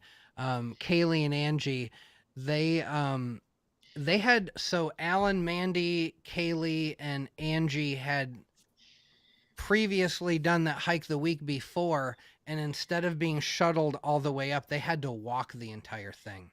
So they had to walk this extremely steep grade just to gain like massive elevation to like get where all before these you other do the crazy hike. Just before to you get do to the crazy trail hike, entrance, yes. right? Yeah, 2-hour hike just to and get and they were saying that when they came back, they did the whole, so we finished the whole hike before the sunset. And they said that they did the majority of the return hike in the dark, or at least as the sun was setting, and then had to walk down the rest of the thing in the dark in the rain. So they they're young. They got their whole lives ahead of them, so good for them. Geeky And they would came back not and have did been it doing that. again. I know, and they came back and did it again. So yeah, youth. Things I don't have anymore. Youth. Gone. 3 kids have sucked every bit of youth out of my body. It's gone. It's a miracle I did any of those hikes. All right. Oh, so we did everybody. So for me, there was a moment, and man, I can't remember. I think I was with Aaron. It was the last day when we got separated from Rodrigo and the whole crew that ultimately ended up finding that big pile of zaps. But we had, so as we like went up this road, Chan had said, oh, there's all these little side, trails. You should stop and check out all these side trails. You never know, you might hit the jackpot. So we were stopping and checking all these out. And when we eventually got to where they parked their car, we didn't know where the hell they went. So we just started walking, and at one point, Aaron and we had walked away, I think Natural State, and Don went one way. I forget where Cougar went. And then Aaron and I went down this other way, and we just happened into this really old ancient Mexican cemetery that had been decorated. So you could tell like all the locals. Oh yeah, I'd caught up with y'all by then. Oh, you did? Okay. I missed that. Dang. And that just that no idea little, what you're talking about. This that is little, kind of cool. yeah, for me that was like, I mean, the whole time you're surrounded by the culture, but I don't know what it was about that little serene moment on the top of that mountain where you were like, yeah, like people live here. This is their home. This is where they bury their relatives. This is where they come to honor their relatives. And it was just like, for me, super little mini spiritual moment or whatever. But of course, you guys, I mean, what made the trip amazing was all the cool people. The Neo-Halapensis, the Jaime-Eyes, the Pancyans, the Mexicanos, all the actives that we wanted to find that we were able to find, and now we get to come home and do some cultivation of. Shout out to Yoshi. Yoshi he was diligently, so he hit the mother lode, and he was very proud. He said, Alan walked right by the spot, and I was behind him, and something caught my eye, and he found this big old cluster of zaps. He was very proud of that. I thought that was cool. And he was diligently swabbing and gave everybody swab sets of those. So we all got swab sets of that. Chan gave me a print from some of his previous finds. So we all got some genetics to work. As you guys know, if you were keeping up with my feed, man, my 𝐥𝐤 culture of Zapatacorum must have knew Daddy went to friggin' Mexico, because these little suckers right here are just pinning like a mug. Look at these 3 plates. They all popped. Wow. Yeah. They are It's all a popping. beautiful So sight. I'm about to grow me some zaps, guys. They just don't like to take no for an answer, do they? They were like, get me out of here. I want to go home. Sorry, guys. You're staying in Ohio. You might get depressed during the winter, but that's okay. Geeky's going to eat you all anyway. Yeah. So I think a lot of us are hoping to grow some of these. Man, even the Neo-Halapensis, I would love to figure out how to grow. And I can say, I would love to hear your guys' thoughts. But seeing the mushroom growing in not just, you know, in the wild, but in an old growth forest. So truly its home, where it's from. I mean, I now have an understanding, right? Yeah. Like anybody that forages starts to get this sort of intuition that happens of there's just a feel like, oh yeah, I'm in the part of the woods where there's probably going to be mushrooms now. And so you start gaining this feel for it. And I know, you know, just being there precisely will inform so much of the decision making that I make and the environment I'm going to create, which is just basically going to be wet as fuck.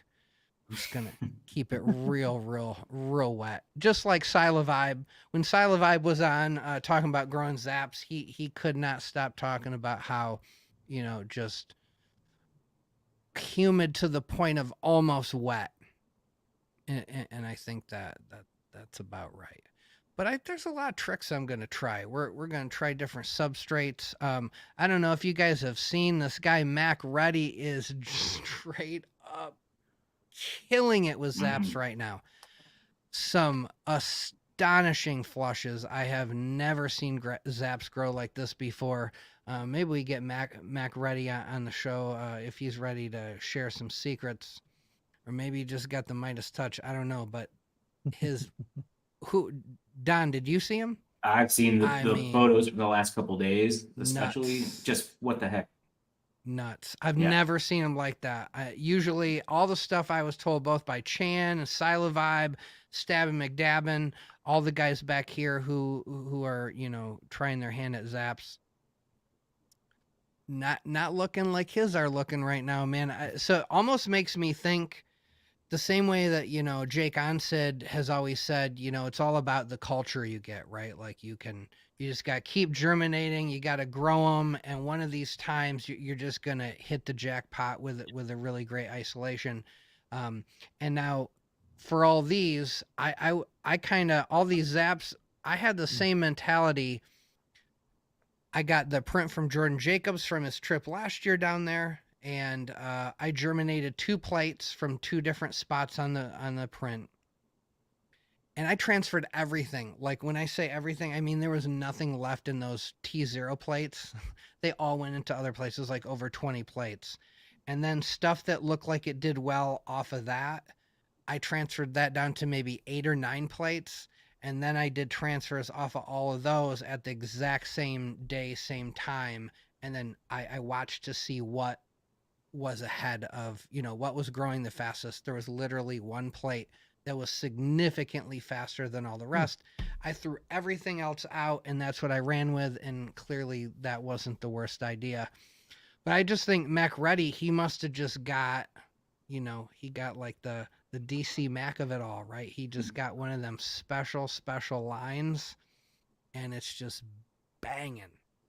Just, I mean, really hoping I can get that guy on to talk about it, because one of my long-term goals over the next couple years is I want more people growing more exotics. I got a reason for that. We'll get into that a little bit later in the fall here. Chris might get involved in that one. I still haven't talked to him about all this, but yeah, I got some stuff I want to see our community do, and it's going to involve having more people growing more than just cubes. So we're going to do it, guys. We're going to figure zaps out. Then we're going to figure, we got some guys in my Discord who are growing pancyans, doing some really weird stuff. You got Tommy Knocker, Myco, doing it without poo, supposedly. We got to have him on to talk about it. So we're going to just keep sharing all this tech, because I think everybody on the show knows the more people you got trying more things, the quicker you figure stuff out. And that's what this community is all about, is just getting it figured out. Just going to figure this stuff out. So anyway, all right. Ohio Mushroom Festival coming up, starting this Thursday, going Friday, Saturday, Sunday. William Padilla Brown, Alan Rockefeller, Don King, Crystal Davidson, John Plishke, Walt Sturgeon. I'm missing a bunch of people, but, you know, some really great people. If you guys are able to come out, if you're remotely in the area, I promise you, you will know more about mushrooms. You'll be more deeply connected to this community for having done so. In the future, if you get a chance to go down to Mexico, whether it's with Alan and Mandy or however you want to get down there, I just encourage you to get down there. Veracruz is pretty safe. Man, I tell you what, if I was a single guy, I'd probably just be going down there by myself whenever I felt like it. Well, one of you guys dropped a 50 peso out of your pocket, and that was me, dude. Yeah, man. Yeah, I mean, yeah. Oh, okay. So where was that? Was that the airport? No, that was in the middle of 𝐿𝐥𝐤. Oh, you're right. No, or was that Jalapa? Jalapa. So yeah, so we were out having lunch. By the way, man, this Cuban sandwich I had was just bonkers. Oh man, the ice cream was insane too. Ice cream was insane. It was all so good. Ooh. But anyway, I dropped a 50 peso bill out of my pocket. Some Mexican guy taps me on the shoulder and hands me the bill, and I'm just like, shit, man, that wouldn't have happened in LA. I don't even know if that would have happened in old Akron, Ohio. So yeah, just overall, I had a couple people ask like, I don't know about, and I'm like, guys, trust me, there was nothing to worry about. I mean, you want to be on guard, right? Like if you go anywhere by yourself, sure. Especially, right? Like be careful. But it didn't feel any more dangerous at any point than anywhere in the US for sure. Felt just as safe to me. Yeah. Maybe just from living in LA for so long, like I had a tolerance for that, but yeah, I think maybe if you're from like a rural area, you probably have a little more anxiety being in some of those cities. It's just so new to you, but we all here can tell you for sure you are, you got nothing to worry about. The most dangerous part was the rental car place, I think. Oh man, no doubt. Yes. They'll take all your money if you give it. Oh my gosh, they will. Yeah. Watch out for that. Yeah. Didn't they try to literally charge you for the vehicle? Yeah, 16 grand. They tried to hit my Amex card for 16 grand multiple times. When they kept telling you for... Thank you, Amex. I appreciate that decline. Yeah. Right, and they told you, no, that's pesos. No, it's pesos, and Amex was like, nope, it's USD. Oh my god, that's funny. I'm just glad Cougar was able to square. They tried to charge me like $926 or something like that. For insurance. It's like that's what I would have paid on that car for a year. Yeah. Meanwhile, we had $75,000 worth of coverage, and that wasn't including the card that we purchased it under, which was another 10 or 15.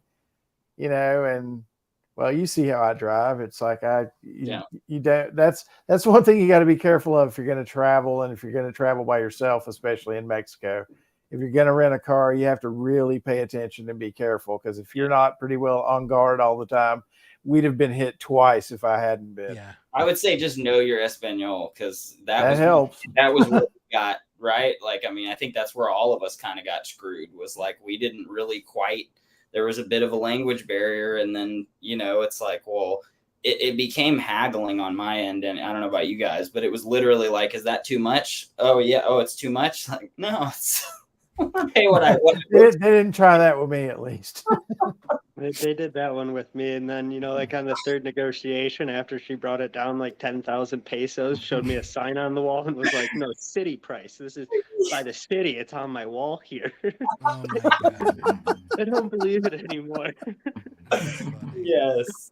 So the moral of the story is shady salesmen are in all countries. Take the bus. Just don't trust salesmen. That's the moral of the story.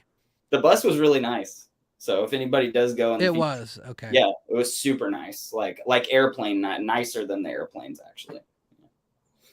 Yeah, customer service. They were trying to run game on us, but it's not gonna work.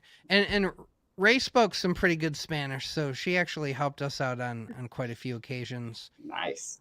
Yeah, and I think there were like two moments when I forget if it was Mandy or somebody like asked a very specific odd word, like what was that word in Spanish? And the Mexican guys are sitting there like trying to figure it out, and then Alan would just like say it. Like, oh my god, are you like a freaking Spanish dictionary, dude? Yeah, he also knew good Spanish, but it was all this is why it was good to, I think the real benefit of having some of the Mexican peeps there is not only just help us, you know, oh, we're walking through somebody's cow pasture and they walk up to us like, what's up, dude? And then you can actually have a Mexican guy say, oh, we're just a bunch of nerdy dudes looking for mushrooms. They're like, okay, have fun, buddy. We don't care. Yeah, but what about those guys' music too? Oh, yeah. Yeah. I mean, what was that instrument? The jarana or something like that? Oh, I don't know. Yeah. It looks kind of like a ukulele, but ukulele, it's tuned different. Yeah. It was 4 string. Well, 4 double strings. Yeah, 8-string ukulele. Yeah, 8-string. Yeah. It was weird. Yeah, Don, you strummed a couple riffs on that thing pretty good. I figured it out a little bit. Yeah, you figured it out a little bit. Yeah, we had a Give me couple something with jam strings. sessions. Yeah, it was fun playing. It was a good time. Like playing a Tool riff or something on a whatever that very local instrument was. It's like Metallica goes to *𝐥𝐤𝐤. Yeah. That's the We had a vibe. few drum circles. Yeah. Yeah, drum circles. Gotta have drum circles. Yeah, Of course. Yeah. It's a good time. All right, guys. Well, so I got a few pictures. I wonder what happens if. Let me see what happens if I pull a couple of these pictures up here, or if it gets too like Brady Bunch here. Let's see. All right. Oh, we can do that. All right. So I'm just gonna run through some pictures. Man, yeah, some sort of not an eyelash cup. I think I. Well, figured out there's the a name beautiful of lichen. So for the person who wasn't sure Oh what yes, lichen is, there's some lichen. There are several there. Yeah. All right, hold on. All right, I can't find it. All right, I'm finally at the point on my iNaturalist where I have too many entries and I can't just scroll down and find the most recent one. All right, so let's go through. So, okay, this we found, Natural State Mycology, myself and Ray. As soon as we got to the hotel, we immediately V-lined for the highest point. And I walked around once again, similar to Chris, in his sandals. I also did probably shouldn't have done it in my flip-flops, but anyway, around one corner I found these. I thought this was my first official fungal find in Mexico. And then I can't remember where this one was from. They're a little Mexicana, I think. And then, when was this? I can't remember. But that was when we went up on the ridge the first night. As it was starting to get dark, they were all sitting there. Yeah, that's right. That was a Copernopus, or what was that one? With the little. Those were the ones that had the little nipple on the cap, right? Some. Entheogen, wasn't it? Oh, Yeah, Entheogen. maybe Entheogen. Yeah, see, I thought it was Mexicana, but maybe not. I don't No, know. that I think it is. I'm talking about That the looks like. Yeah, that one. Okay. All right. And then this was the darkest, velvetiest bolete I had ever found in my life. And I think I figured out what it was, but I can't. I think it the kind of looks like some of pilots- the swilliest. Yeah. Well. Anyway, it was cool. I wanted to eat there we it, go. but I didn't. There were so many boletes. They were So literally many. just everywhere, like every color and size, and Yeah. it was cool. They were smaller than I'm used to, too. Yeah, not a lot of big ones. Yeah, not big at all, huh? Yeah. I think my guess on that would be there's just so much competition. There's so much vegetation almost wherever you went that they were probably just fending for themselves a little bit. Right. Now this was one of the cases where Alan stopped to show everybody, hey, if you're going to take pictures of these guys, this is the way to do it. I did a post on Instagram about this, but yeah, so here's daylight, and then here's with the ultraviolet, and I think we had 2 different flashlights, and we really farted around with both the camera position and the lights just to get it so everything was properly illuminated. This is Mycena margarita, and he was the first pictures I had taken. I didn't have the base of the stipe prominently displayed in the photo, and Alan was like, well, you gotta, I mean, of course you gotta show the base because this is Oh, the the defining base is feature of it. And cool. I was like, well, I didn't know that, but he upped my game on that one 100% just with that pro tip. This one just was a massive, I thought it was cool because the stipe almost had like the spiky fur on it. Very cool. Oh yeah, There's a large mushroom. And here's another. So here's an example of the ultraviolet where all that stuff that's red there is actually green in daylight, but under the ultraviolet, just looks cool. All right, so that was one. This is the second day. So this was a nice little moment. Some Entoloma. Jordan Jacobs and I had both been eyeballing these on a couple spots. We were hiking roughly together, and we found enough to stage a little shot here. So this was Geeky's attempt at, staging a pretty photo that can kind of show off the fruit in its various stages of development, plus show the gills.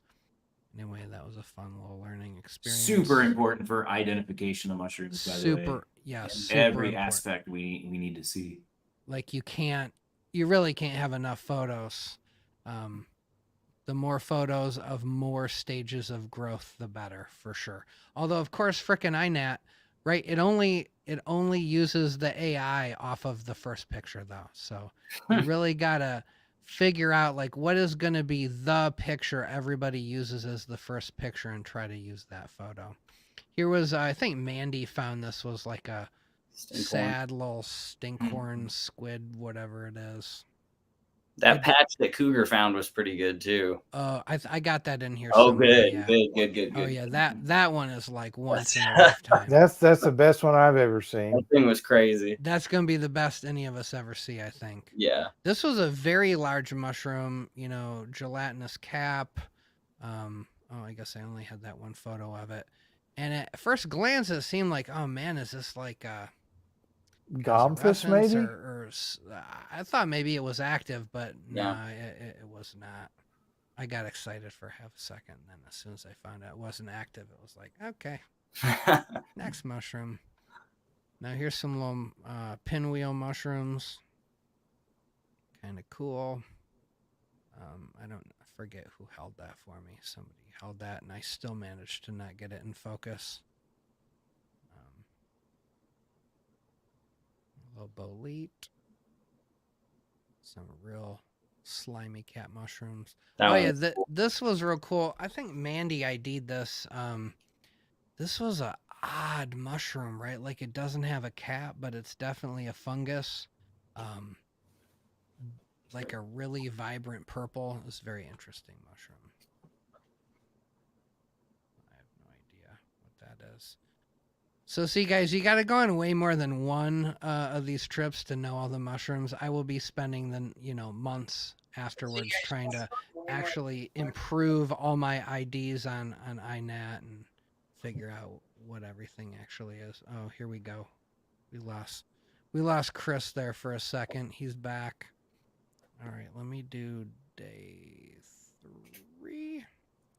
This was kind of, I can't even, I think, you know what, Mandy found this one. This was when we were on that real steep embankment on the first full day where everybody's twisting their ankles. Anyway, this was just some weird, I guess, eyelash cup of some sort. Yeah, it looks like an eyelash cup. Yeah, growing on some dung. I think, Don, you found this one, right? This was a guild bolete. Yeah. And it was real slimy. Yeah. Do you remember? No, I think it was one of the Sweeless, I think. Sweeless, yeah. It's a bolete that actually has the veil sort of covering the pores at first, and then it pulls away. The veil. We found lots of guild boletes though too. Mm-hmm. This is actually a halfway decent photo. I think Alan took some photos of this mushroom too. I'll have to figure out actually what it is. These are these little conical, what are they, bird's nests? Bird's nest. Mm-hmm. Yeah, these are pretty cool. Very funky though, with the hairy. Yeah. The bird's nests I'm used to seeing are just pretty much the little cups with the little eggs in them. Yep. But these are all. Oh yeah, these are interesting. And then I don't know if this is some little deceiver or what that is, I but, think. Yeah. but it was very vibrant purple. We found quite a bit of this mushroom on a couple of our hikes. Here's some old turkey tail. I took a few really cool pictures of this one. Just classic textbook, vibrant. Your Don was finding these all over the place. Some good old hedgehogs. We did not cook any of these up though. Another great edible. Yeah. Oh yeah. And then here we go. All right. So my understanding was this was Psilocybin 𝐦𝐚𝐽𝐬. Alan Rockefeller specifically said to me, take a lot of photos. You might never see one of these again. Now, my buddy Aaron just posted that Alan absolutely confirmed with him that this was Neo-Halopensis. That was what I thought too. You thought it was a I Neo-Halopensis? thought those were Neo-Halopensis, yeah. And I got one that was real similar that was Neo-Halopensis, but it was darker cap, but identical morphology. Hmm. All right. What did you see this one, Chris? What was your understanding on this one? I did. Was this the one when we were just like before we got into the old growth, basically? Yep. Yeah. Right before. Yeah. So I think Alan had found that last week, and then he ended up leaving it there because he wanted to show it off as 𝐸𝐚𝐽𝐬. Yeah, I thought it was. Remember. Yeah. He said that. I was like, "What is the difference between it and the Neo-Halopensis?" And I think he said the orange gills. That this one either had orange gills or an orange spore print. I forget which one of those he said. And there's a little upskirt there. And it looks like it could be orange. Yeah. Because then, that was one. There's the one and then the pair next to it.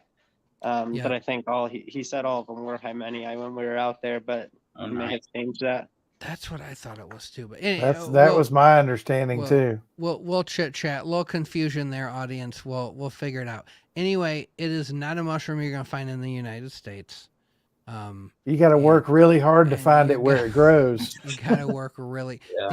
This one, by the way, this was like a lone mushroom off to maybe not quite a foot away from that pear, and it's small.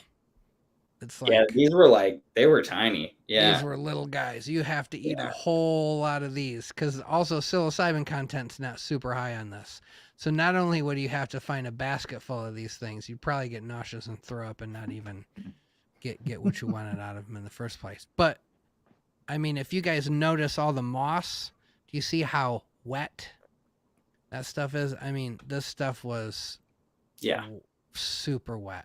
And what we're seeing is the tip of the iceberg. Remember, the stems are about twice as long as what you can see above the moss layer. So I did not get a good photo of this. Straight. But yeah, you'd see, right? You'd see like this much of the stipe, and then you'd pull it out, and the stipe would actually be like it's like a pseudo rhizomorph, I think they call it. Yeah, it would turn white towards the bottom. Like a freaking taproot, man. Yeah, it was crazy. I can send you that picture of Iñaki with the foot long one. Oh, you have it. Oh, you want me to send you that real quick? Where it's like this. Yeah. I'll just post it on your account. There we go. Yeah. I'll do that. Just post it on Somebody opened a Google Drive. I mean, we ought to all post our pictures in that. Yeah. We'll do more of that. Well, more content to come. Oh, this was me playing with. I bought this little attachment for my cell phone. This thing was literally 1/4 of an inch tall. Like maybe not even 1/4 of an inch tall. Super small. Now, okay, so this one I understood to be the Neo-Halopensis. Yeah, that looks more like the one I got. Okay. The darker cap like that. Yep. Real dark cap. Yep. And then this was my sad little Neo-Halopensis. Looked like it was falling apart. It's okay. I take what I can get.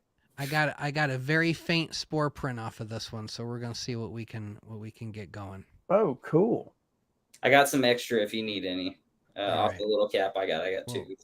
We'll figure if it can be grown, we're gonna figure out how to grow it.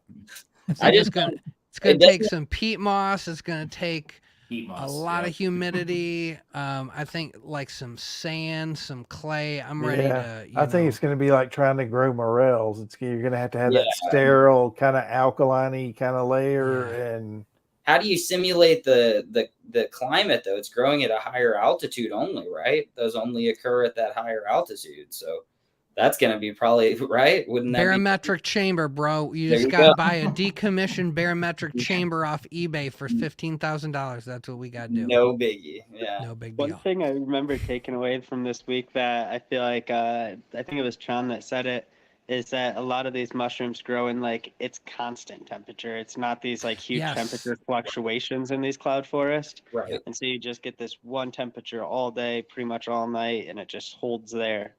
And so I think as grown Zapidicorum or Neohalopensis or any of these really, I think that's no fluctuations. Yes. Yeah, big factor. Now that topic in and of itself is interesting. And I don't know if I've heard people say, oh, I grow in my basement during the day versus night. It fluctuates maybe 10 degrees. And then, cubes just don't care. No one's really plotting that information. But I think some of these other finickier mushrooms might really be affected by some of those fluctuations now. It's gotta. I mean, the zaps can be affected by having too much light. I've never run into that in any other species before. Oh, yeah, I didn't know that. I've seen a couple references to that. Yeah, they did. They referenced that light does something with them that doesn't seem to. Yeah. So but think where they grow. They're extreme understory. Yeah, it really was. And when I asked Yoshi where he found that big cluster, he said, it was under foliage or like under tree branches, and then you lifted that, and then there was more plant vegetation that you had to then pull that away, and then so it was really buried. Yeah, so like how do you? Who knows if it needs that? I don't know how you. Well, those zaps were growing in more exposed areas, so they kind of had to be, right? Like more buried up under all that stuff to keep it moist. Yeah. Just to keep that consistent moisture, which we know is important for that one. Yeah. All right. Pro tips. Stuff to try. All right. Last set of photos. This was, I believe, the day that we just went out into the cow pasture behind the hotel, just looking for stuff. A little pan-cyan. And this log, I think it was Angie was walking by me and we found this cool log, and the photos were really cool. Wow, that's a great shot, Geek. Yeah, that one. It was, these cool little, delicate mushrooms. I don't know if it's Mycena or what it is. I think so. But Could be, and it looks like sterum above it. Yeah, it was just gorgeous. These photos just do not do it justice in real life. It looks so badass. And then these teeny tiny little, again, I have no idea what that is, but cool little fungus. Ooh. Some hairy wow. mushrooms. Some more. Yeah, this was at one point no one knew where Angie was. And I walked over and I was like, what's up? And she's like, here, split these with me. And she'd found a whole bunch of pan-cyans. It's kind of cool. And then there's me making out with some zaps. And then, here it is. All right. So this honestly, this might be the most exceptional thing that I saw the whole trip. Pretty cool. Just what do we got? 1, 2, 3, 4, 5, 6, 7, 8, 9, maybe 10 visible stinkhorns, and then an equal amount of eggs just waiting to pop. This thing was just it was alien. It was crazy. It was so crazy to see this. And that was Cougar found this one under a bunch of crap, right? And somebody took a couple of the eggs, and didn't they see they sequenced it? So yeah, I took some back to the hotel because I've dealt with stinkhorn eggs before, and sometimes they'll just continue to grow even if you pick them and kind of keep them in the shade. They'll just kind of pop out. I think by the day we left, they were just kind of breaking open. They were starting to crack a little bit where you put them. They're slow, so people get a kick out of this stinkhorn coming out of like a palm tree or wherever I stuck it down in the moss. It's like if I don't know, there was this really weird florist in Los Angeles that had like, I mean, the prices were outrageous because every flower was just bizarre and you'd never seen it before, and it had to be sourced in these really extravagant ways. And reminds me of like something when that place would sell. Like, oh, sounds like my kind of florist. Here's your book. Oh yeah, you would love this place for sure. Just some pretty low orange Mycena and Amanita. So this little spot. So the spot where if we had known to just keep walking up this road, we would have found all the zaps that everybody else found, but we didn't know. So we were just kind of meandering around, and we found this really cool little, shady forest area. We found a bunch of mushrooms. It was like a little shelf kind of thing. Yeah. Sitting up like a little island. Yeah. It was very cool. It was neat. It's very high ground. We didn't find the ones we were looking for, but we found a lot. Yes. And these guys. And then this. So this was the last day. I think we were going to find a cow pasture that was like, I don't know if it was Chan or who was it? Who's that tall, skinny guy? Oh, was it Aaron? Oh yeah, it was Aaron's spot. And we went, and the vibe was like no one wanted us on their property, so we kind of gave up and looked a few other places, but we ended up finding this little Maria Sabina mural, which was kind of cool. And then so this was the mother load of zaps they found. It was a total Hail Mary, man. Like at the last possible minute, it just it was like it was meant to be. They stumbled on some zaps. Definitely, maybe at the tail end of their life, but from what I was told, they still had plenty of psilocybin in them. I can only imagine how these things hit if they were like super fresh.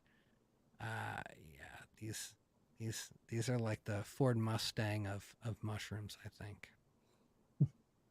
Some little so the last day that hike we went on behind the school, the Gaston Guzman school, we found a lot of these little Mycena. Yeah, we saw probably as much diversity there as we saw anywhere else. Oh, I think so. Just that one, and it was such an easy little hike too. There was nothing. It was just a walk. Did you guys get to go into the institute at all, or no? We didn't have time by then. We were like, I mean, it was a decent hike. I don't know, maybe a couple miles. Okay, yeah. By the time it was done, we were all hungry, and yeah, we felt like we were running out of time. It was later in the day, and I think if we went back, I'd probably try to email somebody and reach out ahead of time to maybe coordinate something. Cool. I thought it'd be cool to like have somebody show us where his office was or something like that. It would. Cool, but didn't happen. Some bromeliads. I'm still nursing where that crazy plant, whatever it was, bit me. Oh, really? Oh. Yeah, it's like, I don't know if you can see it or not. Dang. Ouch. There's like 20 little pinpricks that happened in a damn millisecond. Instant, yeah. And thank goodness I wasn't walking through a patch of it and discovering that, because, oh my gosh. Well, that was like that. Alan at one point was like, we're all walking on the treacherous hike, and you have to like grab trees all the time. Oh, and yeah. Then, like casually, Alan's like, "Oh yeah, but don't touch that. That's poisonous." And I'm like, "You mean the green stuff on the tree that looks like all the other green stuff on all the other trees?" Like, oh, what do you want me to do? And several of those palm trees that grow in that understudy have those like 1.25 inch long spikes. Oh my God, yes. You could reach out and grab it and be really sad that you did. Yeah, true story. And then here's that little pineapple bolete. This thing was just growing in the crotch at the base of a tree. It just looked like a wet dog, man. Like it was really bizarre. I'd never seen a mushroom like it. So there's a close up of it. I mean, just it's straight up hairy. And then that sheath, like it's just Yeah. insane. I've never insane. seen anything quite like that. I wonder what it looked like about 3 or 4 days before that. Yeah, Or 3 or 4 days after that. I mean, Yeah, that I was too, wondering you know. after veil break, does that still have like the little hair hanging down the side? Yeah, so I you can imagine. you can look it up, pineapple bolete. There's lots of I'll have pictures to- of it. It yeah, seems I'm like gonna there's have to kind write of that one down. there's two variations. There's one that's a little more yellow, and then one that's looks more like this one. But then we took it back. I'm gonna send it to Kyle Cannon for sequencing. But when we got back to the hotel, I kind of broke the veil, and it was a pretty bright yellow pore surface. And when you cut it, it bruised pretty instantly a vivid blue. Hmm. So yeah, it was, also not a bolete I'd ever seen before, that's for sure. Anyway, so there's a little taste. I will say, so when I was in school, one of my early jobs, I worked at Circuit City. I was really good at selling people camcorders, and a lot of guys would come back from their trips after I sold them a camcorder, and they'd be like, "Yeah, man, I had a good time. Camcorder is great, but man, I think I got so like hyped on the camcorder that I just spent the whole time like with my eye just like in the camcorder, and I feel like I missed out on the trip." So there were a lot of moments in this trip where I was like, so do I just make this all about getting 100,000 amazing photos, or do I just experience this trip? And I tended to err on the side of, well, sometimes it was just like, can I make it up this hill? but yeah, it's hard to balance the two. The wanting to sit there for an hour and get a cool photo when everybody else is still moving down the trail. So I did all right. I think Alan probably has the right idea. Go to Mexico for 5 months by yourself. Everything's at your own pace. If you want to take 3 hours to get a perfect shot, you can do that. But overall, I don't know about you guys, but it was pretty awesome. I had a real good time. I cannot wait to get back there. I very much felt comfortable and at home down there, and love the food, love the people, love the whole vibe down there. Was cool. The food was Now we awesome. know people in the area, so Exactly. Yep. All right, guys. Well, we looked at photos. We talked about what everybody's up to. Really appreciate for you guys coming on. We'll do more of this. I want to have you guys on, talk more about what you're up to. Got to have Cougar on and talk about some of his techs and maybe get a little bit into his life a little bit. Definitely have Don King on. Don's got a couple events coming up. We're going to have him on to talk about and get to know his Epiphany Mushroom company a little bit more. Man, Natural State came back.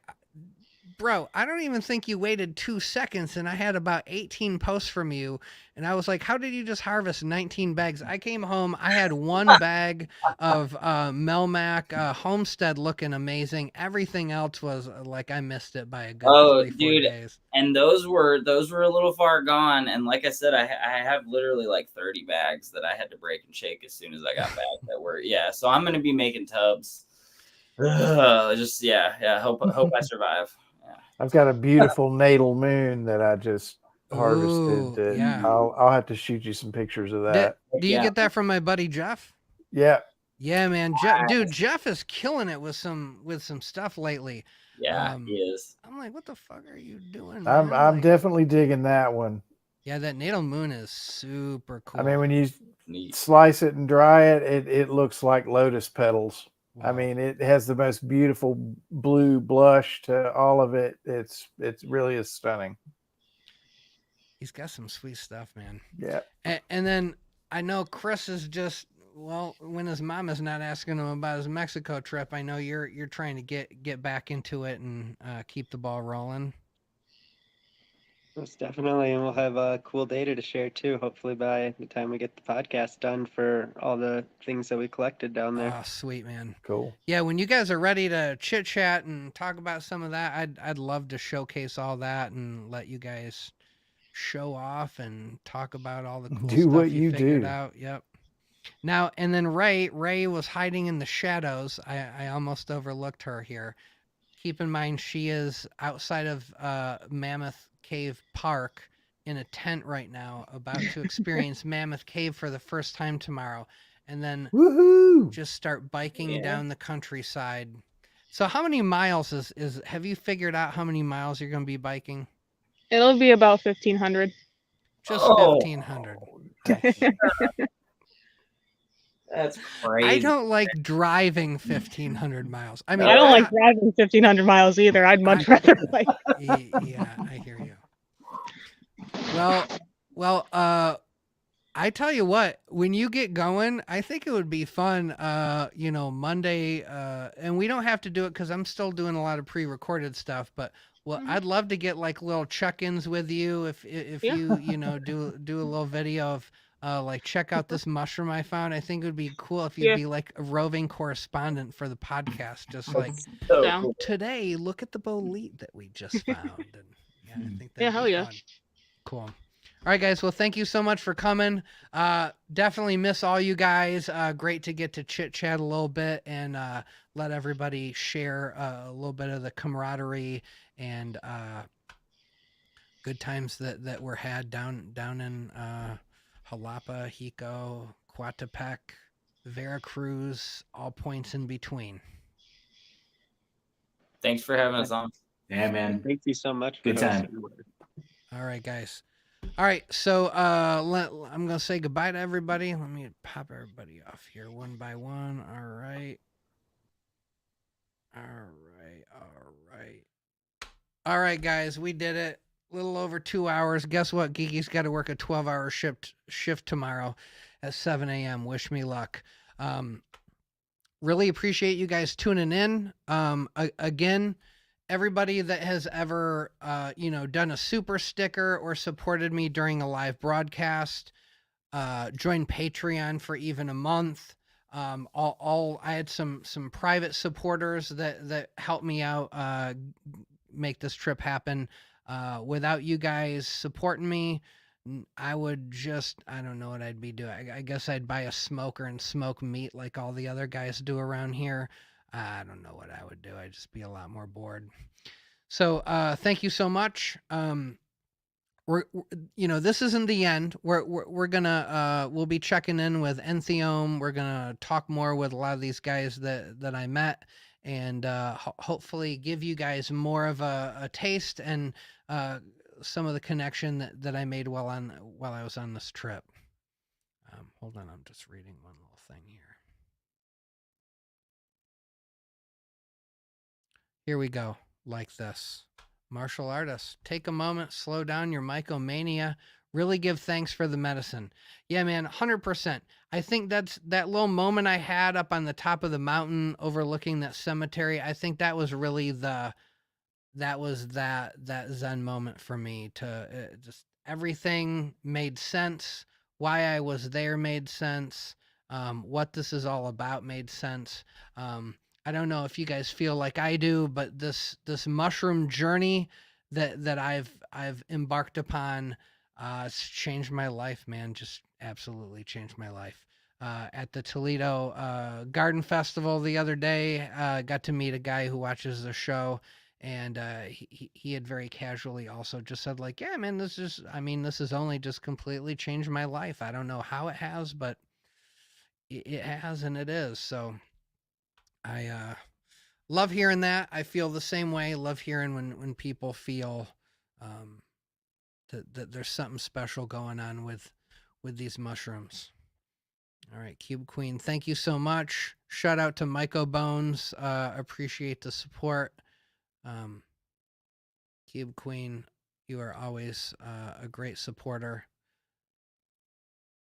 Sorry, I'm reading all the little end things here. All right, guys. Next week, Guess what? Geeky has no idea who's going to be on. I'm trying to get this this guy that's real good with extractions. He does quite a bit of work in extracting psilocybin and creating products with it. Keep trying to get him on. We're going to get him on. It's going to happen. He's apparently a total guru. Cannot wait to make that happen. But that was supposed to happen last night. It didn't happen. I think we both kind of forgot about it. So anyway, this week I'll be recording some content, and as soon as I know who's going to be on, I'll let you guys know. Until then, hope you guys grow some mushrooms, and be sure to tell me all about it.